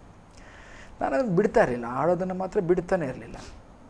ಕಡೆಗೆ ಒಂದು ದಿನ 2-3 ತಿಂಗಳು ದಾಟಿತು. ನನಗೆ ಅವಕಾಶನೇ ಕೊಡಲಿಲ್ವಲ್ಲ ಅಂಥೇಳಿ ತುಂಬಾ ವೇದನೆ ಪಟ್ಟೆ. ಒಂದಿನ ಹಿಂಗೆ ಒಂದು ಸಂಡೇ ತುಂಬ ಬೇಜಾರಾಗಿ ಹೆಸರೇ ಕರೀಲಿಲ್ವಲ್ಲ ಅಂಥೇಳಿ ರೂಮಿಗೆ ಬಂದು ಅಂತ ಅಳ್ಲಿಕ್ಕೆ ಸ್ಟಾರ್ಟ್ ಮಾಡಿದೆ. ದೇವರೇ, ನಾನು ನಿನ್ನನ್ನು ಸ್ತುತಿಸ್ಬೇಕು, ನಿನ್ನನ್ನು ಆರಾಧಿಸ್ಬೇಕು, ನನ್ನನ್ನು ಯಾಕೆ ಈ ರೀತಿ ಅವಮಾನ ಪಡಿಸ್ತಾ ಇದ್ದಿ ಅಂಥೇಳಿ. ಆವಾಗ ನನಗೆ ತುಂಬ ಇಷ್ಟವಾದಂಥ ಹಾಡು, ಅನುದಿನವೂ ಅದರ ನಂತರ ತುಂಬ ಇಷ್ಟವಾದದ್ದು ಹಾದು ಬಂದ ಮಾರ್ಗವನ್ನು ತಿರುಗಿ ನೋಡುವೆ, ಫಾದರ್ ಬೆರ್ಕ್ಮೆನ್ ಸಾಂಗ್. ಅದು ತಮಿಳ್ನಲ್ಲಿ. ನಾನು ಹಾಡಲಿಕ್ಕೆ ಸ್ಟಾರ್ಟ್ ಮಾಡಿದೆ. ದೇವರೇ, ನನ್ನನ್ನು ನೀನು ಬದಲಾಯಿಸು ಅಂಥೇಳಿ ಹಾಡಲಿಕ್ಕೆ ಸ್ಟಾರ್ಟ್ ಮಾಡಿದೆ. ಹೇಗೆ ನನ್ನ ರಾಗ ಬದಲಾಯಿತು ಗೊತ್ತಿಲ್ಲ. ದೇವ್ರು ನನ್ನ ಅಭಿಷೇಕ ಮಾಡಿದ್ರು. ಅಳ್ತಾ ಇದ್ದೆ. ಐ ಥಿಂಕ್ ಅದರಲ್ಲಿ ಒಂದು ಪ್ಯಾರಾಗ್ರಾಫ್ ಇದೆ, ಹಾದು ಬಂದ ಮಾರ್ಗವನ್ನು ತಿರುಗಿ ನೋಡುವೆ, ಕಣ್ಣೀರಿಂದ ಕರ್ತನೆ ನಿನಗೆ ಸ್ತೋತ್ರ ಹೇಳುವೆ, ಅಪ್ಪ ನಿನಗೆ ಸ್ತೋತ್ರ, ತಂದೆ ನಿನಗೆ ಸ್ತೋತ್ರ ಅಂಥೇಳಿ. ಅನಾಥನಾಗಿ ಅಲೆದೇನ ತಿರುಗಾಡಿದೆ, ಅಳಬೇಡ ಎಂದು ಹೇಳಿ ಅಪ್ಪಿಕೊಂಡೆ, ಅಪ್ಪ ನಿಮಗೆ ಸ್ತೋತ್ರ ಅಂಥೇಳಿ ಇದನ್ನೇ ತಿರುಗಿಸಿ ಆಡ್ತಾನೇ ಇದ್ದೆ. ದೇವ್ರು ನನ್ನ ರಾಗ ಹೆಂಗೆ ಬದಲಾಯಿಸಿದ್ರು ಗೊತ್ತಿಲ್ಲ. ದೇವ್ರು ನೋಡಿ ಆ 1 ವರ್ಷದಲ್ಲಿ ಹಾಗೇ ನನ್ನ ರಾಗವನ್ನು ಬದಲಾಯಿಸಿದ್ರು, ನನ್ನನ್ನು ಅಭಿಷೇಕ ಮಾಡಿದ್ರು, ಪ್ರಾರ್ಥನೆ ವೀರನಾಗಿ ರೂಪಿಸಿದ್ರು. ಪ್ರತಿ ಬುಧವಾರ ರಾತ್ರಿ ಪ್ರಾರ್ಥನೆ, ಒಬ್ಬನೇ ರಾತ್ರಿ ಪ್ರಾರ್ಥನೆ ಪ್ರಾರಂಭಿಸಿದೆ. ಚರ್ಚ್ನಲ್ಲಿ ಹೋಗಿ ಡೈಲಿ ಪ್ರೇಯರ್. ಯಾರಿಗೂ ಕೇರ್ ಮಾಡ್ತಾ ಇರಲಿಲ್ಲ. ಡೈಲಿ ಪ್ರಾರ್ಥನೆಯಲ್ಲಿ ಕಳೀತಾ ಇದ್ದೆ. ಪ್ರತಿ ರಾತ್ರಿ ವಾರ್ಡನ್ ನನ್ನ ಡಿಸ್ಟರ್ಬ್ ಮಾಡ್ತಾರೆ ಅಂತೇಳಿ ಎಲ್ಲ ಮಲಗಿದ ನಂತರ ಹೋಗಿ ಟಾಯ್ಲೆಟ್ನಲ್ಲಿ ಬಾಗಿಲಾಕಿ ನೀರು ಕಾಯಿಸುವಂಥ ಹಂಡೆ ಮೇಲೆ ಪೂರ್ತಿ ನೀರು ಹಾಕಿ ನಿದ್ದೆ ಬರಬಾರ್ದು ಅಂತೇಳಿ ಆ ನೀರು ಮೇಲೆ ಕೂತ್ಕೊಂಡು ಇಡೀ ರಾತ್ರಿ ಪ್ರಾರ್ಥನೆಯಲ್ಲಿ ಕಳೀತಾ ಇದ್ದೆ. ಸೊ ಹಾಗೆ ದೇವ್ರು ನನ್ನ ಅಭಿಷೇಕ ಮಾಡಲಿಕ್ಕೆ ಪ್ರಾರಂಭಿಸಿದ್ರು. ಕಡೆಗೆ 2ನೇ ವರ್ಷಕ್ಕೆ ಕಾಲಿಟ್ಟೆ. ಸೆಕೆಂಡ್ ಇಯರ್ ಕಾಲೇಜಿನಲ್ಲಿ ಓದುವಾಗ ಸ್ಟಾರ್ಟಿಂಗ್ನಲ್ಲೇ ನನ್ನನ್ನು ಆರಾಧನೆ ವೀರನಾಗಿ ದೇವರು ಬದಲಾಯಿಸಿದ್ರು. ಆ ಕಾಲೇಜ್ ಬಿಟ್ಟು ಹೊರಗಡೆ ಬರುವಾಗ Immanuel is A worship leader ಅಂತೇಳಿ ಲಾಸ್ಟ್ ಗ್ರ್ಯಾಜುಯೇಷನ್ ಟೈಮಲ್ಲಿ ನಾನೇ ವರ್ಷಿಪ್. ದೇವರು ಆ ರೀತಿಯಾಗಿ ನನ್ನನ್ನು ಬದಲಾಯಿಸಿಬಿಟ್ರು. ನಾನೇ ವರ್ಷಿಪ್ ಲೀಡ್ ಮಾಡಿ ಆರಾಧಿಸುವ ರೀತಿಯಲ್ಲಿ ದೇವರು ಮಾರ್ಪಡಿಸಿದ್ರು. ಅಲ್ಲಿಂದ ಒಂದು ಕಾಲದಲ್ಲಿ ತಳ್ಳಿ ಬಿಟ್ಟಿದ್ರು. ಯಾವುದಕ್ಕೂ ಪ್ರಯೋಜನ ಇಲ್ಲದ ಅದೇ ಸ್ಥಳದಲ್ಲಿ ದೇವ್ರು ನನ್ನ ಮೇಲೆ ತಂದ್ರು. ದೇವ್ರ ವಾಕ್ಯಗಳು ಹೇಳ್ತದಲ್ಲ ಭಾಷೆ, ಬಡವರನ್ನು ಧೂಳಿಯಿಂದ ಎಬ್ಬಿಸಿ ಹೌದು ಪ್ರಭುಗಳಿಂದ ಕುಳ್ಳಿರಿಸ್ತಾನಂತ.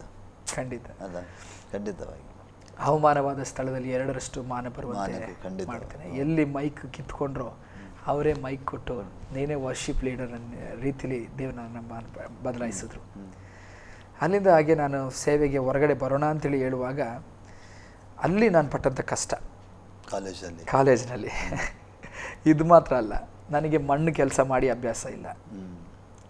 ಅಲ್ಲಿ ನನ್ನ ಸ್ಟಾರ್ಟಿಂಗಲ್ಲಿ ನಾನು ಹೋದಾಗ ಟಾಯ್ಲೆಟು ತೊಳೆದು ಕೂಡ ನನಗೆ ಅಭ್ಯಾಸ ಇಲ್ಲ. ಯಾಕಂದರೆ ನಮ್ಮಲ್ಲಿ ಟಾಯ್ಲೆಟ್ ಇಲ್ಲ, ಹೊರಗಡೆ ಹೋಗಬೇಕು, ಗ್ರೌಂಡ್ಗೆ ಹೋಗಬೇಕು. ನನ್ನ ತಂದೆ ನನ್ನನ್ನು ಬಿಡಲಿಕ್ಕೆ ಬಂದಾಗ ಟಾಯ್ಲೆಟ್ನ ಹೋಗಿ ಅಲ್ಲಿ ತೋರಿಸಿ, ನಿನಗೆ ಯಾವ ಡ್ಯೂಟಿ ಕೊಟ್ಟರು ನಂಬಿಗಸ್ತನಾಗಿ ಮಾಡಬೇಕು, ಅಲ್ಪದಲ್ಲಿ ನಂಬಿಗಸ್ತನಾಗಿ ನೀನು ಹೆಚ್ಚಿನದಲ್ಲಿ ನಂಬಿಗಸ್ತನಾಗಿ ಮಾಡ್ತಾರೆ ಅಂತೇಳಿ ವಾಕ್ಯ ಹೇಳಿ ನನ್ನ ತಂದೆ ಕೈನಿಂದ ಒಂದು ನಾರು ಹಿಡ್ಕೊಂಡು ಆ ಟಾಯ್ಲೆಟ್ನ ಉಜ್ಜಿ ತೊಳೆದು ತೋರಿಸಿದ್ರು. ಈ ರೀತಿ ತೊಳಿಬೇಕು, ಇದು ತಗ್ಗಿಸಿಕೊಳ್ಳೋದು ಅಂತೇಳಿ ನನ್ನ ತಂದೆ ತೋರಿಸಿದ್ರು.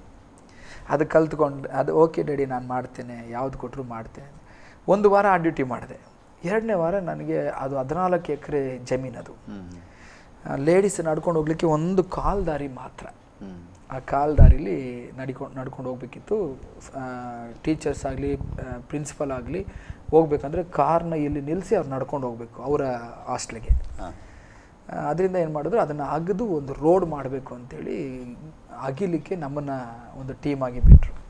ನನಗೆ ಅಗಿಯುವಂಥ ವಸ್ತು ಹಿಡಿದ ಅಭ್ಯಾಸ ಇಲ್ಲ, ಮಣ್ಣೆತ್ತ ಅಭ್ಯಾಸ ಇಲ್ಲ, ಅಗ್ಗದ ಅಭ್ಯಾಸ ಇಲ್ಲ. ಸರಿ, ತುಂಬ ಕಷ್ಟಪಟ್ಟು ಕೈಯೆಲ್ಲ ಗಾಯ ಆಯಿತು. ಮತ್ತೆ ವಾರ್ಡನ್ ಹತ್ರ ಹೋಗಿ, ಸಾರ್ ನನಗೆ ಇದು ಮಾಡಲಿಕ್ಕಾಗಲ್ಲ, ದಯವಿಟ್ಟು ಡ್ಯೂಟಿ ಚೇಂಜ್ ಮಾಡಿ. ಆಯಿತು ಅಂತೇಳಿ ಹೇಳಿ 1 ವಾರ ಆಗಿದ್ಕೊಳ್ಳೆ ಮತ್ತೆ ಅದೇ ಡ್ಯೂಟಿ ಹಾಕಿದ್ರು. ಎಲ್ರಿಗೂ ಚೇಂಜ್ ಮಾಡ್ತಿದ್ರೆ ನನಗೆ ಯಾಕೆ ಡ್ಯೂಟಿ ಹಾಕಿದ್ರೆ ನನ್ನನ್ನೇ ಎದುರು ಮಾತಾಡ್ತೀನಿ ಅಂತೇಳಿ 3 ತಿಂಗಳು ಆ ಡ್ಯೂಟಿ ಮಾಡಿಸೋದು. ತುಂಬ ಕಷ್ಟಪಟ್ಟೆ. ಒಂದಿನ ಅಂತ ದೇವ್ರ ಸಮ್ಮುಖದಲ್ಲಿ ಅಳ್ಳಲಿಕ್ಕೆ ಪ್ರಾರಂಭಿಸ್ತಿದ್ದೆ, ದೇವರೇ ನನ್ನ ಕೈಲಿ ಇದು ಮಾಡಲಿಕ್ಕೆ ಆಗ್ತಾಯಿಲ್ಲ, ದಯವಿಟ್ಟು ನನಗೆ ಸಹಾಯ ಮಾಡು ಅಂತೇಳಿ. ಸೊ ಆಮೇಲೆ ಸೇವೆಯಲ್ಲಿ ಹೊರಗಡೆ ಬಂದ ಮೇಲೂ ಕೂಡ ನನ್ನನ್ನು ಅಲ್ಲಿ ಬಿಡಲಿಲ್ಲ. 1 ವರ್ಷ ನನ್ನನ್ನು ಆಫೀಸ್ನಲ್ಲೇ ಸೇವೆ ಮಾಡಲಿಕ್ಕೆ ಲೆಟ್ರ್ ಕರೆಸ್ಪಾಂಡೆನ್ಸ್. 2 ವರ್ಷ ನೀವು ಕಾಲೇಜ್ ಮಾಡಿದ್ರೆ ನಂತರ 1 ವರ್ಷ ಅಲ್ಲಿ ಆಫೀಸ್ನಲ್ಲಿ ಸ್ಟಾಫ್ ಆಗಿ ಕೆಲಸ ಮಾಡಿದೆ. ಆಮೇಲೆ ಅಲ್ಲಿ ಇದ್ದುಕೊಂಡೇ ದಿಢೀರ್ ಅಂತೇಳಿ ಅಲ್ಲಿದ್ದಂಥ ಕೋಆರ್ಡಿನೇಟ್ರ್ ಬಂದು ಹೇಳಿದ್ರು, ನೀವು ಸಭೆ ಸೇವೆಗೆ ಹೋಗ್ರಿ. ಓಕೆ ಸರ್, ನಾನು ಹೋಗ್ತೀನಿ ಅಂತೇಳಿ NR ಪುರ, ನರಸಿಂಹರಾಜಪುರ ಅನ್ನೋ ಜಾಗದಲ್ಲಿ ನನ್ನನ್ನು ಸೇವೆಗೆ ಹಾಕಿದ್ರು. ಅಲ್ಲಿ ಪಾಸ್ಟರ್ ಅವರ ಮೂಲಕ ನೀವು ಸೇವೆ, ಅವ್ರ ಮೂಲಕ. ಆವಾಗ ಬಿಲೀವರ್ಸ್ ಚರ್ಚ್ ಇಂಡಿಯಾ ಅವ್ರ ಮೂಲಕ ಅಲ್ಲಿ ನಾನು ಸೇವೆಗೆ ಹೋದೆ. ಅಲ್ಲಿ ಹೋದಾಗ ಒಬ್ಬರು ಪಾಸ್ಟ್ರಿಗೆ ಅಸಿಸ್ಟೆಂಟ್ ಪಾಸ್ಟಾಗಿ ನನ್ನನ್ನು ಹಾಕಿದ್ರು. ಅಲ್ಲಿ ಹೋದಾಗ 8 ತಿಂಗಳು ಅಲ್ಲಿದ್ದೆ. ಅಲ್ಲಿ ಅಸಿಸ್ಟೆಂಟ್ ಪಾಸ್ಟ್ರಾಗಿ ಇರಲಿಲ್ಲ, ಒಬ್ಬ ಮನೆ ಆಳ್ ರೀತಿಲಿದ್ದೆ. ಅವರು ಮಾತ್ರ ಸೇವೆಗೆ ಹೋಗೋರು, ಭಾನುವಾರ ಅವ್ರು ಮಾತ್ರ ಸ್ಟೇಜಲ್ಲಿ ನಿಲ್ಲೋರು. ನಾನು ಏನೂ ಇಲ್ಲ, ವಿಶ್ವಾಸಿಗಳ ಜೊತೆಲಿ ಕೂತ್ಕೊಂಡು ಕೈ ತಟ್ಟಿ ಆಡಾಡಿ ಹೋಗಬೇಕು ಅಷ್ಟೇ. ಅವ್ರಿಗೆ ಅಡುಗೆ ಮಾಡಿ ಇಡಬೇಕು, ನೀರು ತುಂಬಬೇಕು, ಇದೇ ನನ್ನ ಕೆಲಸವಾಗಿತ್ತು. ಆವಾಗ ತಿಳ್ಕೊಂಡೆ, ಓಕೆ ಇದು ಒಂದು ಸೇವೆನೇ ಅಂಥೇಳಿ ಅದರಲ್ಲಿ ನಂಬಿಗಸ್ತನಾಗಿದ್ದೆ. ದೇವರೇ ನನ್ನನ್ನು ಇದರಿಂದ ಕಾಪಾಡಪ್ಪ, ನಾನು ಸೇವೆ ಮಾಡಬೇಕು, ಪ್ರಸಂಗ ಮಾಡಬೇಕು, ಆರಾಧನೆ ಮಾಡಬೇಕು. ಚರ್ಚ್ ಪಾಸ್ಟ್ರಾಗಿ ನನ್ನನ್ನು ಕಳಿಸಿ ಇವ್ರ ಜೊತೇಲಿ ಸೇವೆ ಮಾಡಲಿಕ್ಕಾಗಿ ಇಟ್ಟಿದ್ದಾರೆ, ಮಾಡ್ತೇನೆ, ನಾನು ದಾಸನಾಗಿರಲಿಕ್ಕೆ ಓಕೆ ಅಂಥೇಳಿ ಒಪ್ಪಿಸ್ಕೊಟ್ಟೆ. 8 ತಿಂಗಳ ನಂತರ ಮತ್ತೆ ಫೋನ್ ಕಾಲ್ ಬಂತು. ಬ್ರದರ್ ಇಮ್ಯಾನ್ಯುಯಲ್, ನಿಮ್ಮನ್ನು ವರ್ಗಾವಣೆ ಮಾಡ್ತಾ ಇದ್ದೇವೆ, ಒಂದು 3 ತಿಂಗಳ ಮಟ್ಟಿಗೆ ಆಲ್ದೂರ್ ಅನ್ನೋ ಜಾಗದಲ್ಲಿ ಒಬ್ಬರು ಪಾಸ್ಟ್ರಿಗೆ ಹಾರ್ಟ್ ಅಟ್ಯಾಕ್ ಆಗಿ ಹಾಸ್ಪಿಟ್ಲಲ್ಲಿದ್ದಾರೆ, ನೀವು ಆ ಚರ್ಚಿಗೆ ಹೋಗಿ ಒಂದು 3 ತಿಂಗಳು ಅವರು ಆರೋಗ್ಯ ಸರಿಯಾಗಿ ಬರೋ ತನಕ ಆ ಚರ್ಚ್ ಪಾಸ್ಟ್ರಾಗಿ ಹೋಗ್ರಿ ಅಂತೇಳಿ ನನ್ನನ್ನು ಕಳಿಸಿದ್ರು. ಆಲ್ದೂರ್ ಅಲ್ಲಿಗೆ ಬಂದೆ. ಅಲ್ಲಿ ಬಂದು ನಾನು ಸೇವೆ ಮಾಡಲಿಕ್ಕೆ ಪ್ರಾರಂಭಿಸಿದೆ. 3 ತಿಂಗಳು ಸಭೆ ತುಂಬ ಚೆನ್ನಾಗಿ ದೇವರು ನಡೆಸಲಿಕ್ಕೆ ಪ್ರಾರಂಭಿಸಿದ್ರು. 3 ತಿಂಗಳ ನಂತರ ಮತ್ತೆ ಕರೆ ಬಂತು. ಹುಲಿಕಲ್ನಲ್ಲಿ, ಶಿವಮೊಗ್ಗ ಡಿಸ್ಟಿಕ್ ಹುಲಿಕಲ್ ಜಾಗದಲ್ಲಿ ಅಲ್ಲಿ ಪಾಸ್ಟ್ರೇ ಇಲ್ಲ, ನಿಮ್ಮನ್ನು ಪೂರ್ಣ ಪಾಸ್ಟ್ರಾಗಿ ಅಲ್ಲಿಗೆ ಹಾಕ್ತೀವಿ, ನೀವು ಅಲ್ಲಿ ಹೋಗ್ರಿ ಅಂಥೇಳಿ ನನ್ನನ್ನು ಅಲ್ಲಿ ಕಳಿಸಿದ್ರು. ಅಲ್ಲಿಗೆ ಕಳಿಸುವಾಗ ನನಗೆ 21 ವರ್ಷ 21 ಇಯರ್ಸ್ ಕಂಪ್ಲೀಟ್ ಆಗಿ 22ನೇ ವರ್ಷ ಕಾಲಿಟ್ಟಿದ್ದು. 22ನೇ ವರ್ಷಕ್ಕೆ ನೀವು ಸೇವಕರಾಗಿ ಬಂದಿದ್ದೀರಿ. ಹೌದು, ಪಾಸ್ಟಾಗಿ ಬಂದದ್ದು, ಪೂರ್ಣ ಪಾಸ್ಟಾಗಿ. ಸರಿ, ಅಲ್ಲಿಂದ ನಾನು ಸೇವೆಗೆ ಬಂದಾಗ 105 ಜನ ವಿಶ್ವಾಸಿಗಳು, ಎಲ್ಲ ದೊಡ್ಡ ದೊಡ್ಡ ವ್ಯಕ್ತಿಗಳು, ದೊಡ್ಡ ಕಂಪ್ನಿಲಿ ಕೆಲಸ ಮಾಡುವಂಥವ್ರು. ನನಗೆ ಇವ್ರಿಗೆ ಹೆಂಗೆ ಪ್ರಸಂಗ ಮಾಡಲಿ, ಬೈಬಲ್ ತೆಗಿಯೋಕ್ಕೂ ಮುಂಚೆ ಅವರು ವಾಕ್ಯ ಹೇಳ್ಬಿಡ್ತಾರೆ. ಅಷ್ಟು ಮಟ್ಟಿಗೆ ಬೆಳೆದವರು. ಅವ್ರ ಮುಂದೆ ನಾನು ಹೇಗೆ ಇರಲಿ ಅಂತೇಳಿ ಯೋಚನೆ ಮಾಡಿ ಅಲ್ಲಿ 11 ತಿಂಗಳಿದ್ದೆ. ಆವಾಗ 21 ಡೇಸ್ ಫಾಸ್ಟಿಂಗ್ ಇರುವಾಗ 14ನೇ ದಿನ ಒಬ್ಬ ಪ್ರವಾದಿ ಮೂಲಕ ಕತ್ತಲೆ ಕಣಿವೆ, ಐ ಥಿಂಕ್ ಆ ಜಾಗದ ಹೆಸರು ಕತ್ತಲೆ ಖಾನ್ ಕೇಳಿದ್ದೇನೆ ಹೆಸರು. ಹೌದು, ಕತ್ತಲೆ ಖಾನ್ ಅಂತ. ಆ ಜಾಗದಿಂದ ಒಬ್ರು ಪ್ರವಾದಿ ನನ್ನನ್ನು ಹುಡ್ಕೊಂಡು ಬಂದರು. ಅವ್ರು ಯಾರು ಗೊತ್ತಿಲ್ಲ, ನಾನು ಯಾರು ಅಂತ ಗೊತ್ತಿಲ್ಲ ಅವರಿಗೆ. ನನ್ನನ್ನು ಹುಡ್ಕೊಂಡು ಬಂದು ನನ್ನನ್ನು ದೇವ್ರು ಕಳಿಸ್ಕೊಟ್ರು. ನೀವು ಈ ಜಾಗದಲ್ಲಿ ಇದ್ದೀರಿ, ದೇವ್ರು ನಿಮ್ಮ ಪ್ರಾರ್ಥನೆಯನ್ನು ಕೇಳಿದ್ದಾರೆ, ನೀವು ಉಪವಾಸನ ನಿಲ್ಲಿಸಬೇಕು. ನಾನು ಅದನ್ನು ಹೆಂಗೆ ಅಂಗೀಕರಿಸಲಿ ಅಂತೇಳಿ ಗೊತ್ತಾಗಲಿಲ್ಲ. ನಾನು 21 ಡೇಸ್ ಫಾಸ್ಟಿಂಗಲ್ಲಿ ಇರ್ತೀನಿ ಅಂತೇಳಿ ದೇವ್ರ ಹತ್ರ ಹೇಳಿದ್ದು.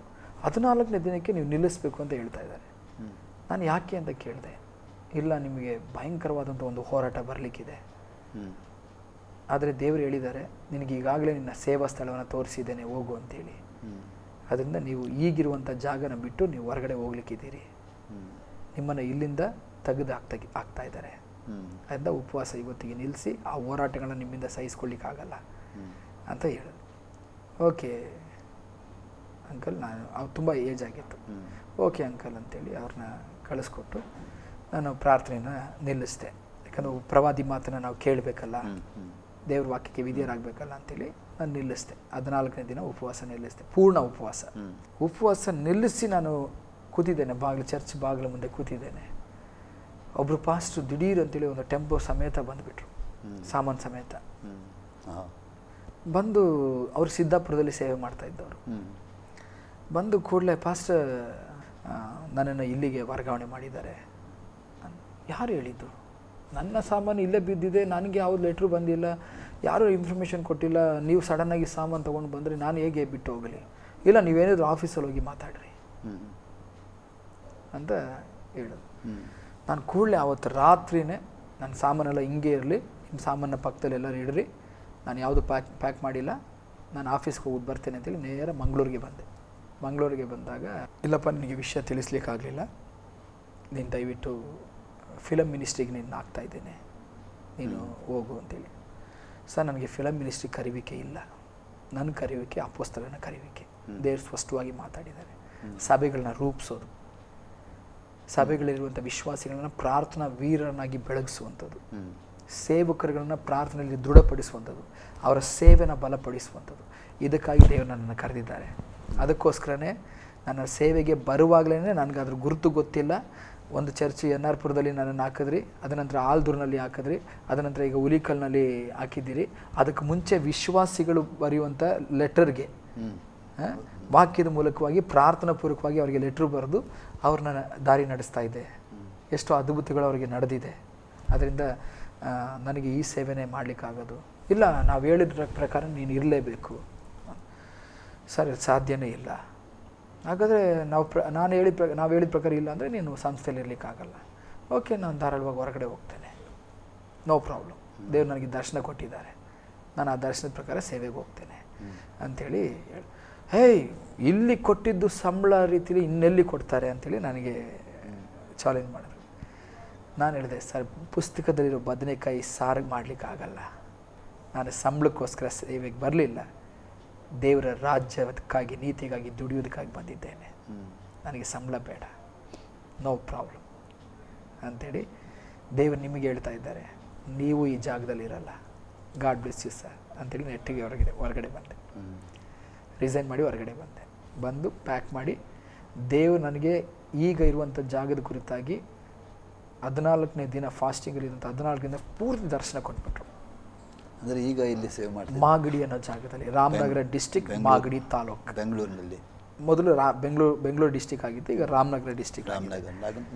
ರಾಮನಗರ ಅಂದರೆ ರಾಮನಗರ ಅಂದರೆ ಬ್ಯಾಂಗ್ಳೂರ್ ಹತ್ರನೇ, ಅದು on the way Mandya Ramanagara ಆ ರೀತಿ ಬರ್ತದೆ. ರಾಮನಗರ ಜಿಲ್ಲೆ ಮಾಗಡಿ ತಾಲೂಕಿನಲ್ಲಿ ಸೇವೆ ಮಾಡ್ತಾ ಇದ್ದೇನೆ. ಅಲ್ಲಿ ಸೇವೆಗೆ ಅಂತೇಳಿ ಬಂದಾಗ 1 ವರ್ಷ ನಾನು ಏನೂ ಸೇವೆ ಮಾಡಲಿಲ್ಲ.